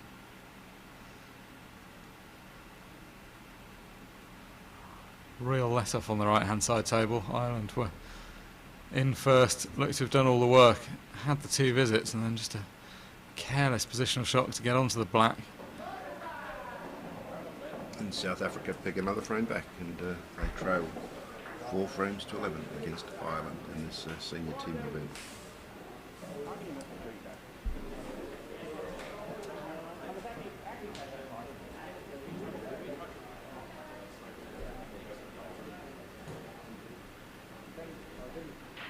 Often a case of live by the sword, die by the sword when you play quickly like that. It looks good when it's going well, and then just occasionally you can slip a loose one in. At the end it was a pretty narrow margin that lost that frame for Ireland. Just slightly overrun position on the black. Didn't quite hit it right. Wasted 2 shots effectively on the black, and that was what gifted South Africa that chance. So at least it still keeps them in the match for the time being. Yeah, from a neutral perspective, the longer Ireland stay away from the 12 frame mark, it's likely to keep the match going a bit longer. Because it's a race to 13, but all the frames will be played out because of the fact that it's a round robin match, and points for and against may count at the end if 2 teams finish on exactly the same wins. Yeah, the table's pretty tight at the moment, so actually the frame difference is going to be fairly significant. If this was a knockout match, you'd be saying it's all over for Ireland, but actually losing narrowly, even if they're going to lose, is important for South Africa. What they really don't want is to get absolutely whipped here by a large scoreline.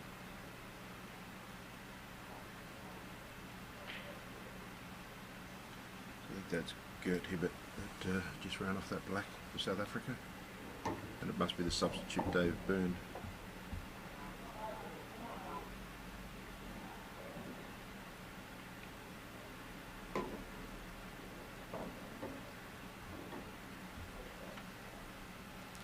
So Ireland on reds on the left-hand side table, which he's probably not too unhappy with, even though South Africa down to the black. The black's in an excellent position to be able to snooker anyway down the right-hand side of the table. It's going to be a snooker. You would think you should be able to keep control and try and work your way into getting 2 shots. That's absolutely fine in terms of laying a snooker. My only slight criticism of that shot would be that he ideally wants to get these 2 reds out that are down at the bottom of the table. I think that was, yeah, he's going to say not quite a snooker either. Well, in that case, that really wasn't. Now he's got quite an opportunity for a good snooker. Yeah, and he should be looking to bounce these reds into a position where they both pot. It's easy enough to get the snooker. That's fine, that gets the balls out. It's at least got 1 out. He could have been a little bit more positive and tried to get the other one a little bit further out as well, but he's got a snooker. It's not the most telling snooker because it's easy enough to come off the right hand side cushion. May just have the angle to come off the left if he'd rather. I think the right is the more obvious shot, and that looks to be what he's looking at.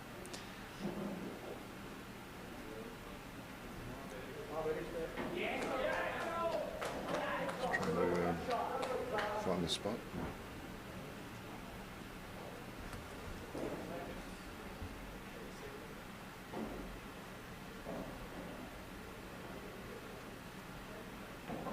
So certainly negotiate his way out of the snooker. Just nudge the black to a cushion, but that black looks like as if slowly it will go into that middle pocket as well from there.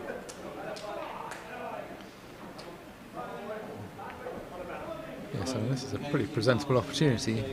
Yeah, well, they're all there for David. Looks like he's going to be playing the safety there. He's going to bump into this red at the middle of the bottom cushion and lay another snooker.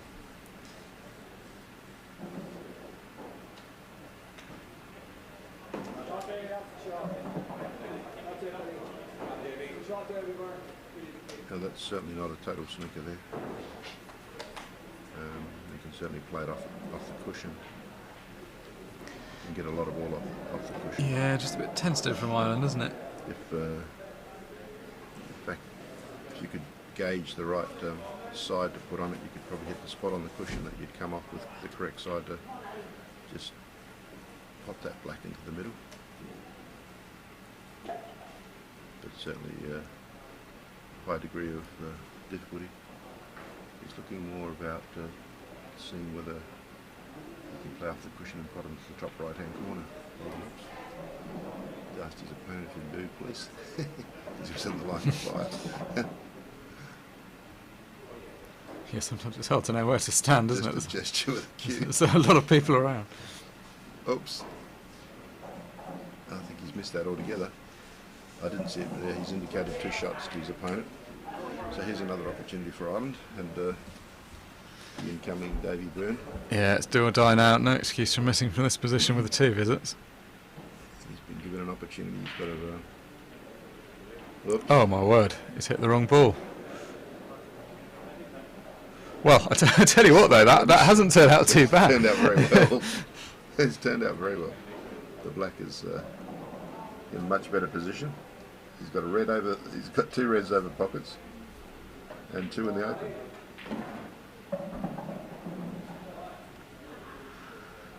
Oh dear, this is looking a bit nervous, isn't it? Now he's left a bit of negotiating to do.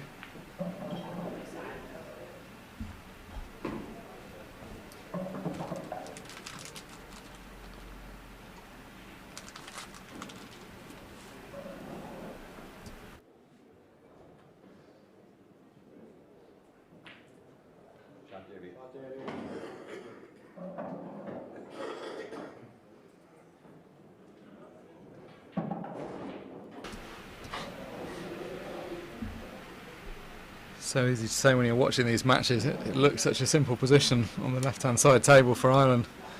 Even after the first poor shot, he actually ended up coming up smelling of roses. It turned out so well, but a couple of slightly lacklustre shots since then. I really didn't want to be in this kind of position.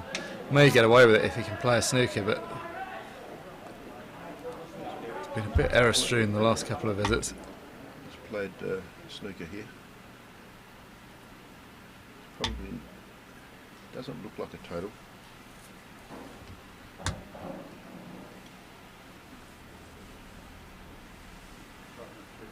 So how are things developing on the right table? Well, slowly I think is the answer. We're getting towards the business end of the frame now. Is he waving to call somebody over, or no? It's just a gesture. So that must be Mark, wasn't it? Billy Gorman.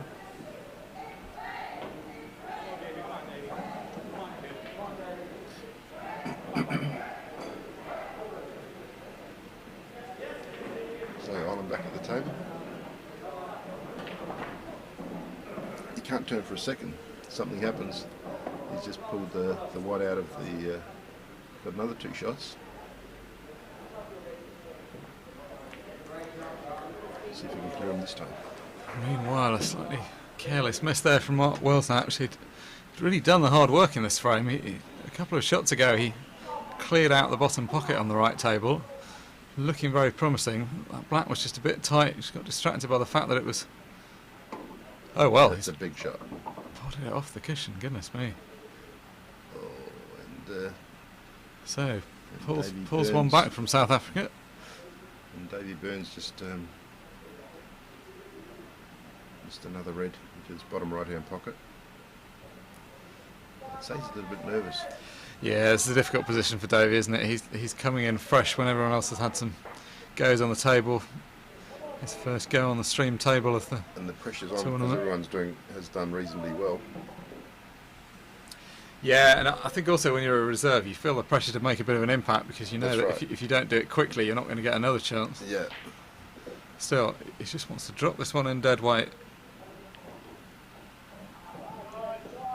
Or do that. And he's tried to nudge it forward, which he has. I mean, you can't criticise that shot because of how it's turned out. That seemed like perhaps it was a risk that he didn't need to take, but fair enough. It's turned out fine. Easier for himself. And Davey Byrne has come in off the bench and managed to get a tick for himself. And Ireland edges that little bit closer to those 13 frames to win the match. Ireland 12, South Africa 5. That's had a big sigh as he walks away from the table, Davey Byrne. I think there's some nervous moments. He really put himself through it in that frame, but got the job done in the end, which is what matters.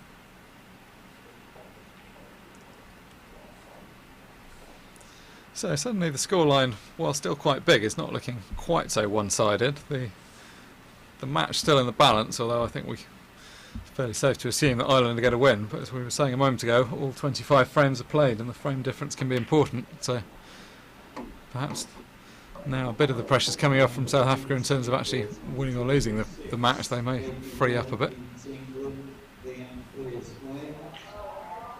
So we've got Peter Rademeyer and Eddie Walsh on the right table, Danny Swart and John Mayer on the left.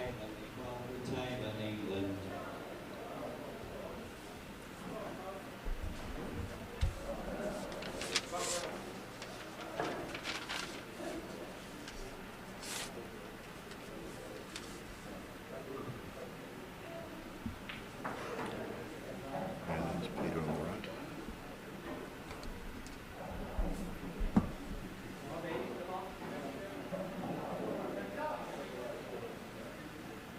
So Peter just looked to play a shot towards that pocket on that yellow on the right table.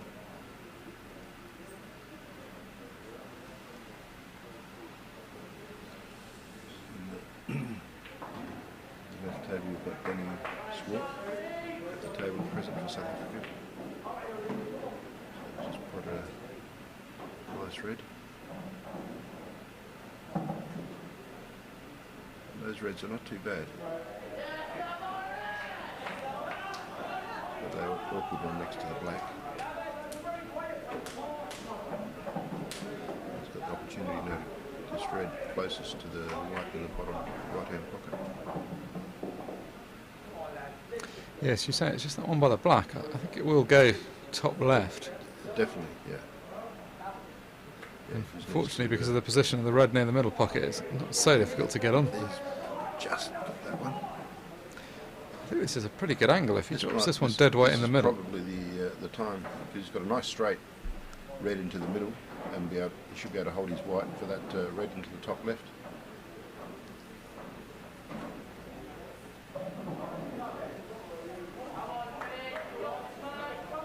So we're looking at the left table at the moment, which is Danny Swart at the table now. He's played that nicely, nice and steady. Not doing anything fancy, but just putting enough weight on the balls to make them reach their destination without disturbing anything.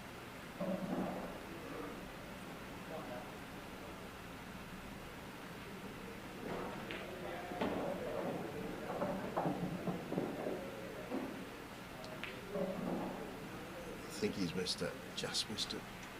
I'm not sure what he did wrong there. It kind of looked like he jerked a bit and came up a little bit too quickly.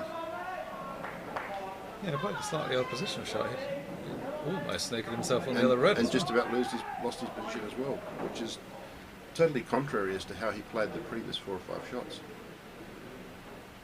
So, John Mayer just inquiring whether this yellow is touching the cushion. He wants to just play a safety shot into this cluster of the 2 yellows. That's a good shot. Got a ball out, got the snooker. so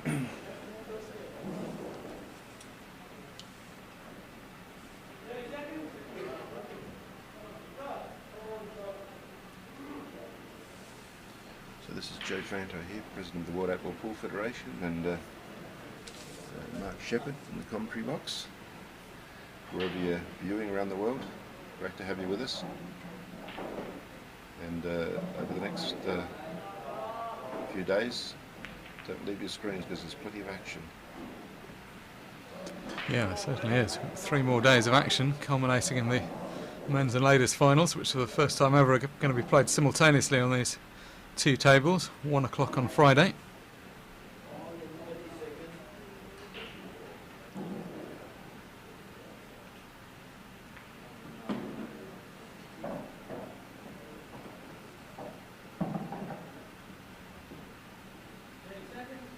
So he's looked pretty good so far. John Mayer on the left table, he's looked pretty steady through this match.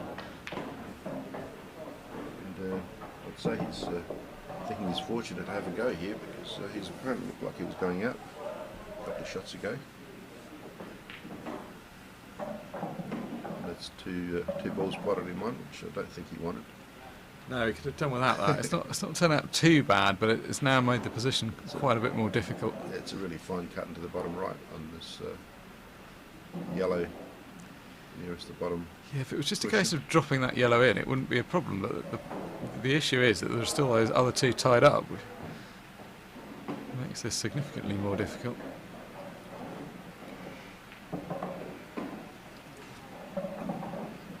And he nudged the yellow, but didn't really promote it at all. So he's still got this white, this yellow that he can pot in the bottom left. Just might be a shot to play the yellow off the red into the pocket, or at least over the pocket bottom right. It's not ideal, though.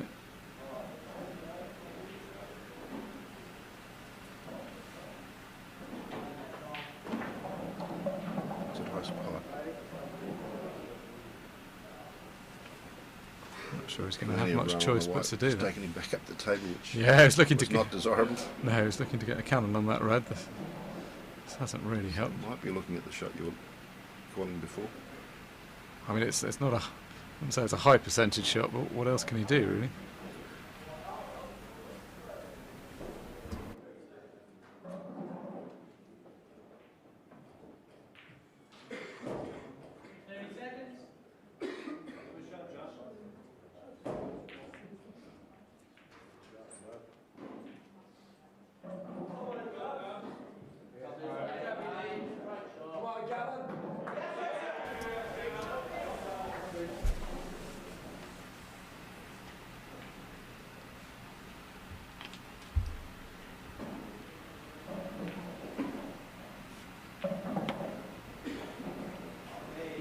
So, one good shot needed for John Mayer here. If he can run this yellow in the bottom left-hand corner, he gets himself a shot on the black. Probably famous last words, but he's looked pretty steady with these shots so far. On the 8 ball. Yeah, that's the old commentator's curse. Didn't even get anywhere near the pocket there. Sorry, John. Caught it far too thin. I think trying to play with a bit of side, which I don't know was entirely necessary. Danny Swart opportunity. You can see where those reds are. Now, as long as he doesn't run behind this black, which he has And done. the worst possible result. You do, How often do we see that happen? if you're him, you're looking at this thinking that is literally the only place on this table where that he wouldn't have been able to put out.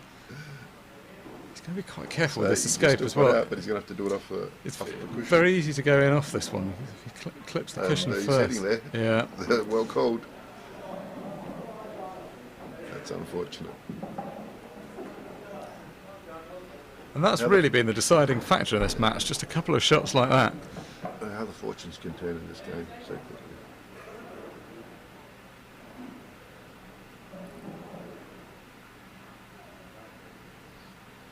I'm sorry to be using the line so often, but we've got to say that they have had the luck of the Irish today, surely. Yeah, they've been gifted some opportunities the that rub of the green. Yeah, you couldn't have expected, and they've. I mean, there was one actual fluke, but a few frames that they probably should have lost. It's not to say they don't deserve the lead, but No, and I probably think deserves to be a bit closer. on the whole, John has actually played pretty well in this frame to have got to this position, but needed a little bit of luck to get this extra chance. And that's a nice cut on the black. So the match won now. Ireland going to a 13 frame to 5 lead, but the rest of the frames will still be played. as this is a round-robin match in the seniors team event at the 2018 World Championships here at the Imperial Hotel in Blackpool, England.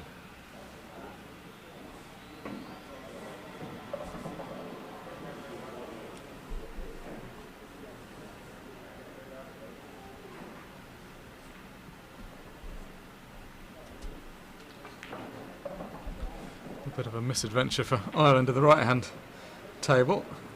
Not sure quite what the intention of the shot was, but it ended up being a foul that just set South Africa up for the victory.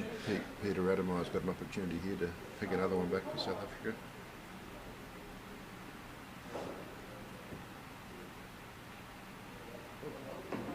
Well done, Peter, as he caresses that black into the bottom left-hand corner. South Africa creep up to 6 and Ireland 13. Of course, the match is already won, but we need to play out these 25 frames. So 6 more frames to be played in this session. So there should be Alan Broad of South Africa playing Paul Noonan, and Mark Wilsner playing Davy Byrne. Davy Byrne coming into his second frame of this match, and we've been told that there's also been a substitution in the last, and that is that Bernie McHale of Ireland, who was left out of the previous round, is coming back in for Billy Gorman. So this will be our first look at Paul Noonan. He's playing for Ireland on the left table.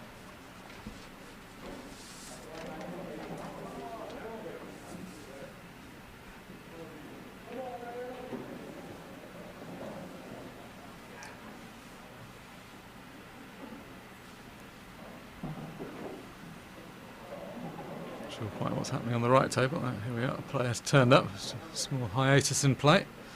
Things going pretty quickly on the other side of the arena though.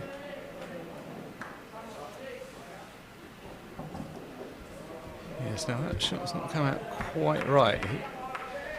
Looking, I think, to get down for the 2 on the left of the screen as we look at it. It's got this one into the middle, but slightly off angle. The natural angle is going the wrong way. Needs obviously to get the cue ball to the left, whereas the natural angle is going to the right. Is he going to try and go around the table with lots of side and trying to miss all the traffic?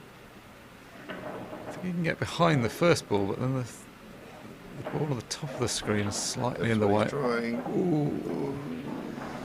Hit the traffic, but he's still on. Yeah, that ball that he hit was always in the way of that shot. He's got to cut on that yellow into the bottom left. Yes, that is not a straightforward shot. I hear you, but it's... He doesn't like it. No, I don't think I would like that. Theoretically he did, but that was not an attractive shot to be taking on. But mind you, with what he's played... Yes, it would have been no worse than that. Doesn't impress me either. But meanwhile, second look at Davy Byrne as he steps up to break on the right-hand table for Ireland. He eventually got over the line in his first frame since being substituted into this match. Not the best of breaks. He's turned up with a separate breaking cue, which is quite popular with some of the players now. Bigger tip, harder wearing cue.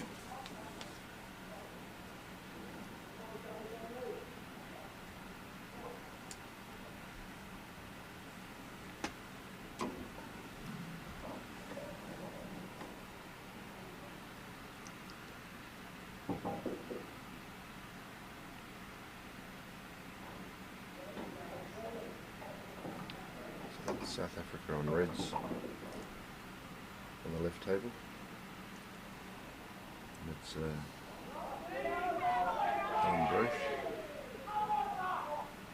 Alan Broad. And he's playing Paul Noonan. Yes, he is the He's having Irish his first substitute. taste in this match. He came in off the bench.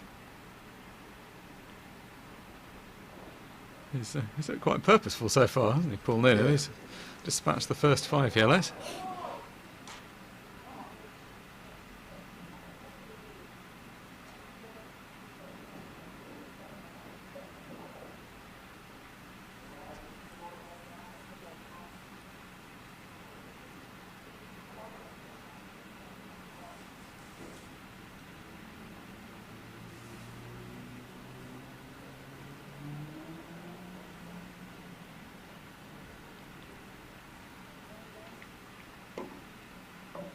thrown through with the white. So it's Paul Noonan back to the table on the left. Yeah, this frame at risk of getting a little bit scrappy now. Try and promote that yellow towards his pocket, bottom right-hand pocket. That's not really done the job, although the reds just aren't very attractive at the moment. There's two of them actually touching cushions, one also in a difficult position. This is Alan Broad. I'm not sure what he asked him. Just checking that the red wasn't touching the cushion because he was just playing off it, although if you're going to go in off, that's somewhat academic. The white's touching the pocket now. Yeah. So it's gone in off. We've seen a lot of in-offs in this match, haven't we? have.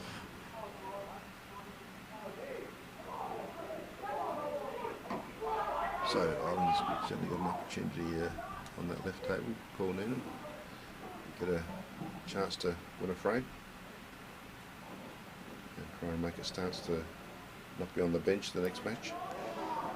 Yeah, he's got one good shot. He's got to be quite careful with it. It's hard to play this as a set-up shot. He's got to commit to it. Yeah, he's done the right thing. The danger with that shot was that even though he's got two, it was hard to set up. You just had to commit to it and pot it.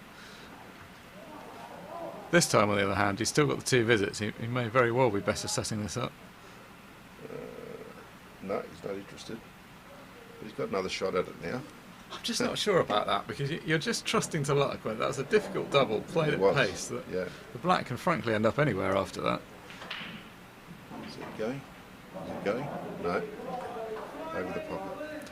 I think in the context of this frame that will be good enough. If you look at where the reds are, this is going to be a long way back into that frame from South Africa. You need to try and find a good snooker. We'll probably try and play a good snooker on this red on the left cushion.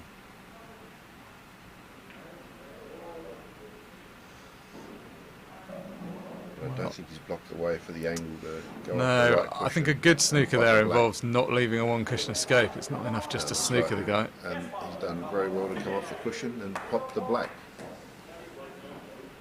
So, one frame Paul Noonan's played, one frame he's won. Helps to add to the team's overall score, which now leads by 14 frames to 6. So he's made a stance to stay in the team. Yes, on the basis of that showing, you'd say he looked pretty good, wouldn't you? Gert Hibbert to come in against Eddie Walsh on the left table. We've still got Mark Wilsnick at the table at the moment for South Africa against Davey Byrne.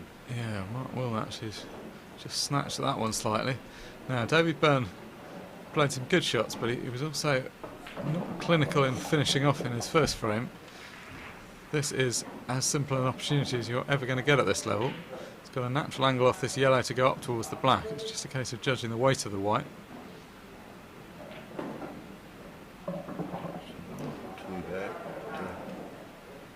Would have liked it a bit straighter. No need to be cannoning the black though. Certainly capable of he's going to take it in the top left. That's a nice pot on the black.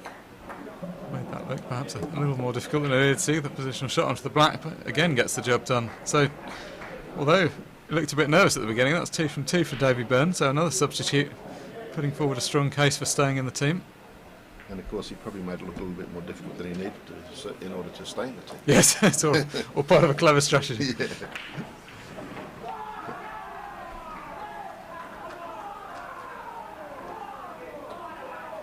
So just 4 frames remaining now.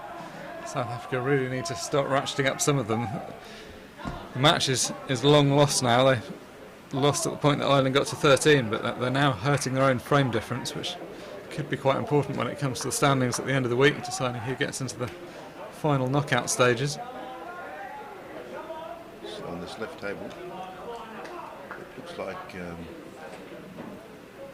a yellow has been potted.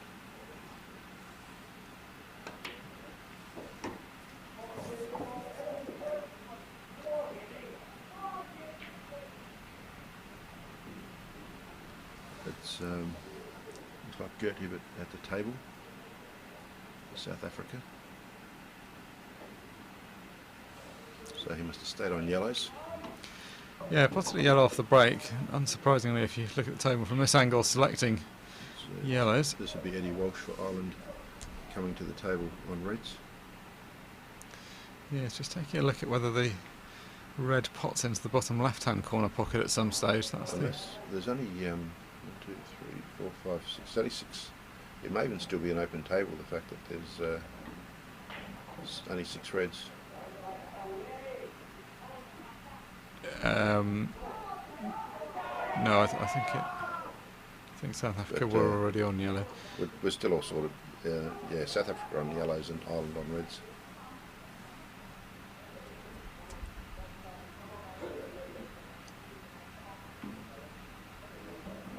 Yes, so in answer to my earlier question, that did go, but I think he was looking to cover that.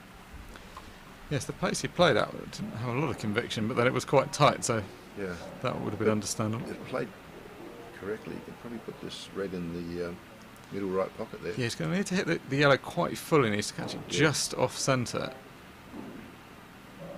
Yeah, I was going to suggest he play it off a cushion, but he needed to play it a lot firmer than that. Yeah, that was a better way for covering it. He was never going to pot it coming off the cushion first.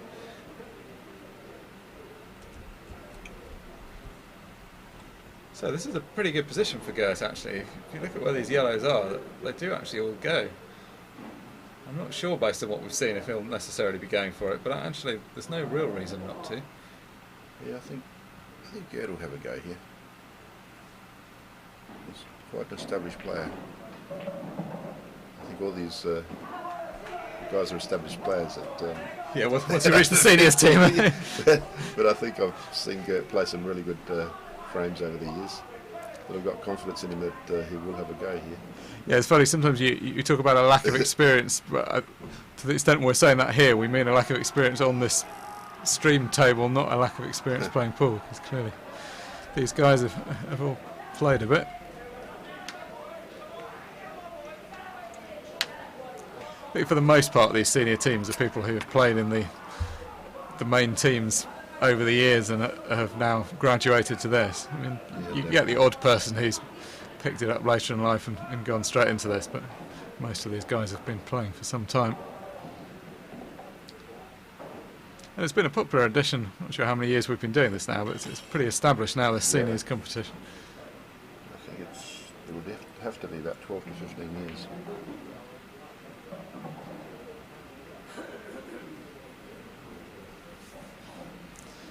Keith Brewer, of course, in that time has been cleaning up the singles competition with monotonous regularity. Yes, he's been a glutton for racking up trophies, and quite rightly so. He's got an amazing game that he plays to win his pool. He can be so patient and play that long tactical game, and yet when he needs to, he'll certainly find that dish. When it's there.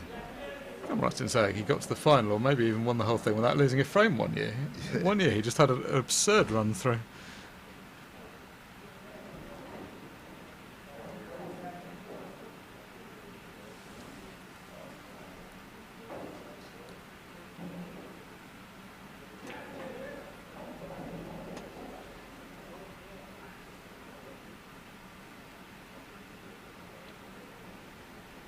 No, he's missed, unfortunately, but he certainly took it on. He pots that and he's... Yeah, that's a bit of a nervous miss. There wasn't really a lot of pressure on that shot. It was a kind of natural angle to come round for the red. It was only because he hit it so thick, for the yellow rather. And mind you, I think that if he'd potted it and hit it thicker, the white wouldn't have run this far to be sneaky. Absolutely, no, I was going to say exactly that. Yeah, the only reason he's come so far was because he caught it too thin.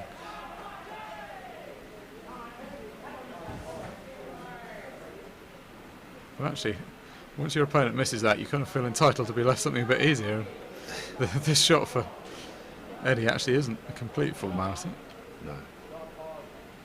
But it's an opportunity.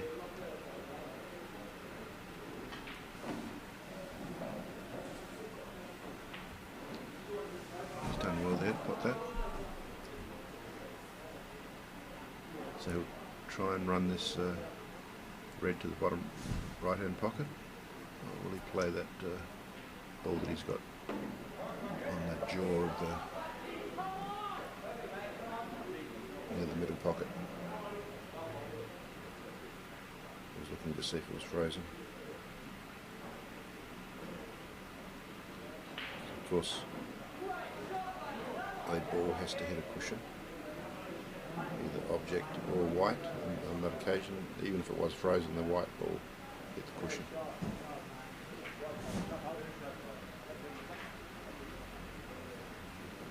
We're enjoying bringing this to you wherever you're watching this live stream around the world. Cheerio to everybody in the southern hemisphere. You may still be watching. It is getting a little bit later. Yes, over in your neck of the woods, it's getting towards bedtime. I'm sure there's viewers in South Africa, that's for sure. There's some probably with some grandkids watching grandpa playing, and that's just the way this sport is. It's that's the beauty of it. You can age. There's no limits. You can keep playing this all your life virtually. Yeah, and I think it's often popular with the seniors. Like, people often have more time when they're younger and then perhaps step away a bit when they have family and don't have as much time to practice. But nice for these guys to be able to get back into it, play at a high level still. Yeah, and I've found it very good activity to sort of interact with the grandchildren. We're going to be seeing some junior Fantos coming over to play in this tournament or something. You never know. We'll just concentrate on this black that's about to be potted by Eddie Walsh. And Eddie Walsh, well done. He scores another frame for Ireland. Now, does that make it 15? No, it was 15, so this must be 16 now. Yeah, 16. 16-6, so you would have to say that Ireland have won this match quite convincingly. We're just playing the last 3 frames out. I was talking about playing with the grandchildren. I found one of the best things was that playing with the grandchildren, they used to play around and muck around with each other and try and put each other off. And I took the opportunity to say, now you realise that in this game, there's the spirit of the game rule, and you could get disqualified if you keep doing that. So I suggest that we have a chair at each end of the table, and in between shots you need to sit down. But they caught on to that spirit of the game. They like that terminology. So now every time they're a bit upset with Dad, they pull that card. They'll say, "Dad, spirit of the game." Yeah, it's a good thing to instill at an early age. You do sometimes see a bit of gamesmanship in, like in local league matches, people unscrew their cue or they do stuff that isn't very sporting. We won't be seeing any of that in this tournament.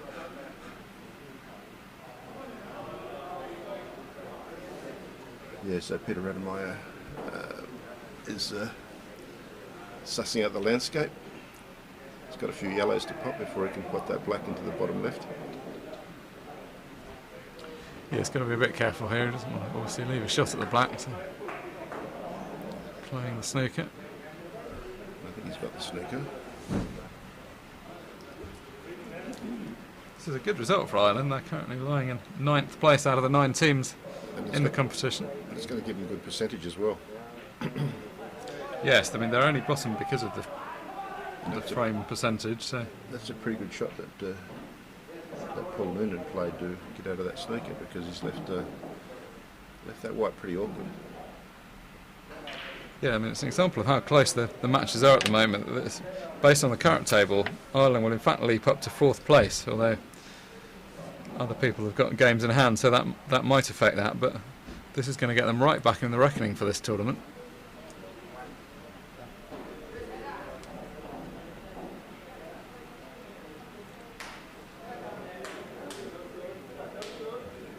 It's a good shot, and Ireland get another tick to the score sheet. They go 17, South Africa 6. And again, that was Paul Noonan. Yes, Paul Noonan left with a smile. Not surprised. He's come in and made a good impact in those 2 frames. So, yeah, the substitutes have done well. Yeah, it's going to be something to think about for the captain, because the substitutes have all put on a good show so far. Davy Byrne 2 from 2, Paul Noonan 2 from 2. And in fact, the next player up, Benny McHale, isn't actually is a substitute in the sense that he's being brought back into the order, but did start the match, so not exactly a substitute. So he was substituted out of the 4th round, and he's come back into the 5th for Billy Gorman.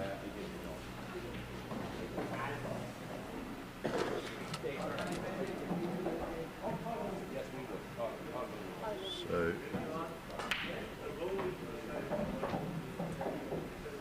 there's John Meyer on the right there for Ryan. Yeah, it is. He takes on Alan Brood.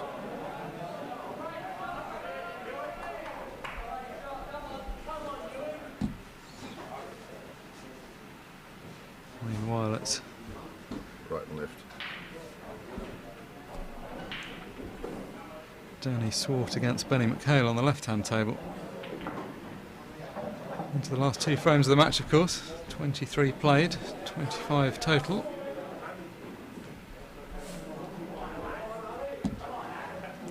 Perhaps hard to have quite the same focus when you're in the last couple of frames as when the match is still hanging in the balance, but this is still important for both teams. Ireland, a big frame percentage is really going to catapult them up the table. South Africa languishing further down the order, but still they don't want to lose by too much here, because they've still got enough games in hand that they could get to the playoff stages.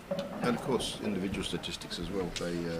They all take pride in their individual performances. And yes, I mean the individual stats are important, both because at the end of the tournament people are going to look at them and see how they've played this week, but also, as we just said, there are 7 players and only 5 spots, so they want to stay in the team. Enough there. And of course, longer term, the individual stats will also help towards qualification.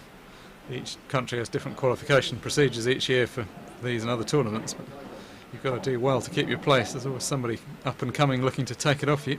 Well, certainly in Australia, we take into consideration these performances at the Worlds for the possibility of reselection of players. It's just one of the aspects that's looked at when considering players to be selected for the Australian team. I'm probably gesticulating with some slight frustration at what's happened with that yellow, although actually it's not the worst outcome. He's at least got the pocket covered. And of course, speaking of team events in Australia, we're certainly looking forward to having the British Lions come across to Australia this year. I believe there's a ladies' team and a men's team going across, which will be brilliant for the participants and for the Australian pool enthusiasts. So, just getting towards the latter stages of this match, you're watching stream 1 of our 2 streams. That will be a match coming up on stream 2 between Gary Swift and Frankie Gillen at the end of this, and staying on stream 1 will be the juniors match between Isabella Giorgio and Jamie Mantle.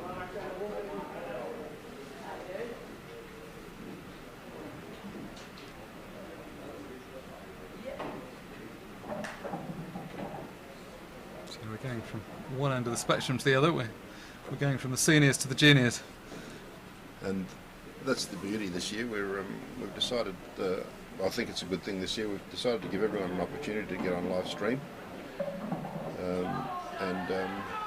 Also it's covering various countries, so I'm sure there'll be people staying up for the Isabella Di Giorgio match in Australia, that's for sure. She's quite a popular young lady with pool fans. Yeah, that will be a good match to watch. And with mum and dad, of course, they'll be watching, and her brother, Gus.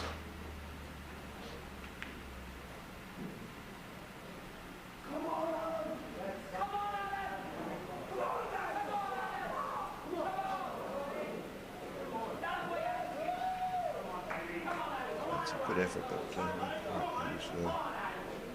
he needed that to get onto the black.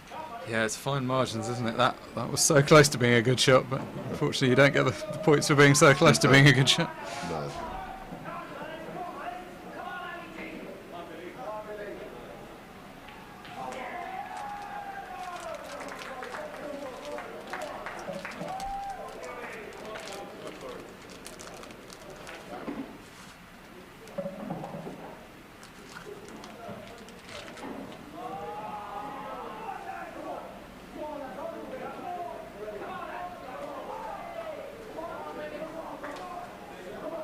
So this must be Benny McCall, this left table for Ireland.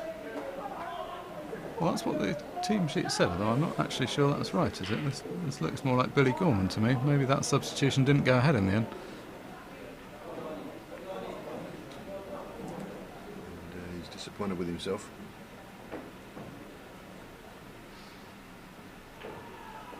Yeah, it was suggested that Benny McHale would be coming back in, but it looks like Billy Gorman's going to be finishing the match out, in fact. Oh, well, now, how's this for a pressure shot? This is Billy's last shot of the match, either way. Either this goes in or it hangs over the pocket. Oh, it's a good shot. Where's the white? Is the white going? No. No. Good shot. So, 18-6 Ireland. Big scoreline. Just the one match still ongoing now. And that match, with such a big scoreline and margin, kind of sets them up if they're good enough to well and truly finish up in the top four. If they can go on from here. John Mayer has won 3 from 4 so far, so it'd be icing on the cake if he can win this one, get 80% for the match. That will improve his overall stats.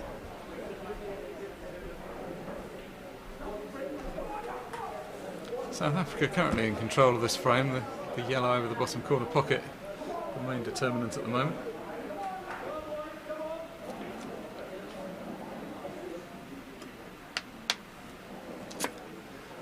Slightly behind schedule. This match has taken a bit longer than planned, so the junior singles last 32 and the wheelchair match that follows this, scheduled for 12 o'clock, likely to be in a few minutes' time. We're bringing coverage as soon as this finishes. So the junior last 32, Isabella Di Giorgio and Jamie Mantle. The wheelchair match, Gary Swift and Frankie Gillen. And we're just seeing the conclusion of Alan Broad and John Mayer. John Mayer of Ireland.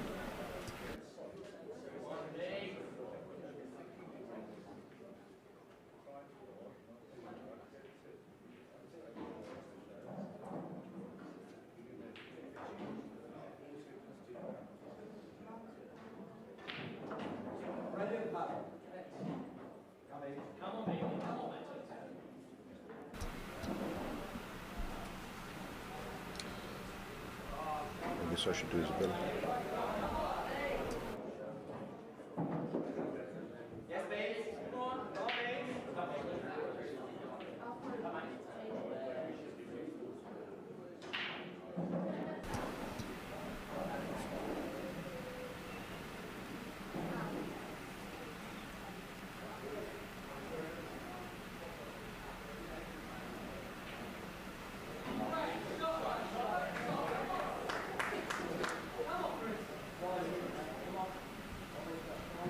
So, still fairly cagey, whilst that yellow remains there.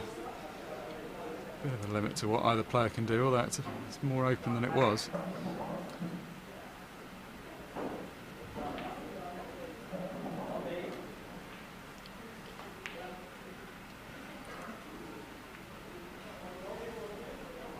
Mind you, it looks like it is possible to get into that yellow.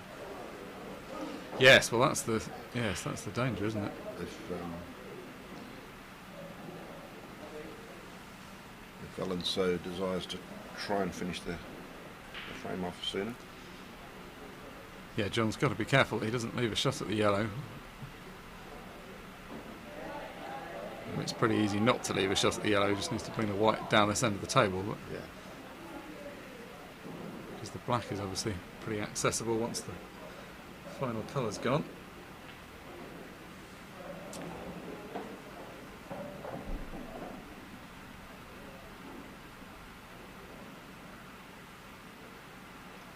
Not sure what he indicated there. Maybe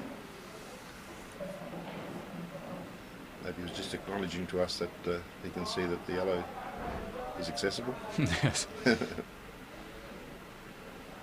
Yeah, so what is the plan? There's 4 reds that are easy to pot and then 2 that don't pot at all.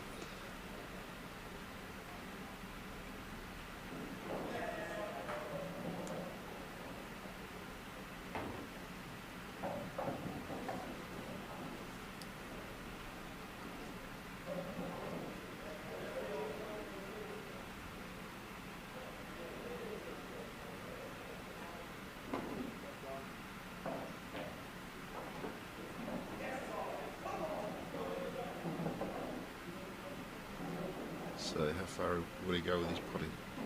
So this is John Mayer for Ireland at the table. Coming right back. Yeah, I think what he was looking to do was drop on the one near the middle of the cushion and play it over the pocket that the black would go into, because that would have bought him a bit of insurance against the clearance. He hasn't quite come in the right place to play that shot now. May still be having a go at it. And sold the farm. Everything that could possibly, I don't know everything about that one. could possibly go wrong went wrong. Is that really necessary? It felt like he could have played a reasonably good containing shot. I'm not sure I'd have been rushing to play that shot. I just wonder whether he was thinking about where the match is at. It's going to be a foul snooker, of course, because he can't see both sides of this yellow, which We'll just make it even easier. Yeah. Just play the red onto it. I mean, he may actually pot the yellow, but you'd probably still nominate the red just in case you clipped it by mistake. Yeah. Doesn't make any difference to the outcome. You could obviously see it still. So South Africa managed to salvage the last frame of the match to make the scoreline 7-18 to Ireland. Ireland 18, South Africa 7 in this round robin match of the seniors team event at the 2018 World Championships here at the Imperial Hotel in Blackpool, England. This live stream brought to you by WPF Live Stream, producer Von Armitage, assisted by Stan Grant.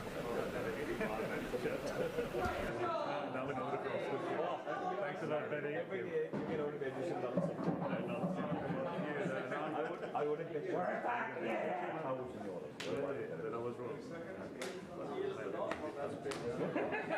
After that, I forgot how to play pool. Which is a little Palestine.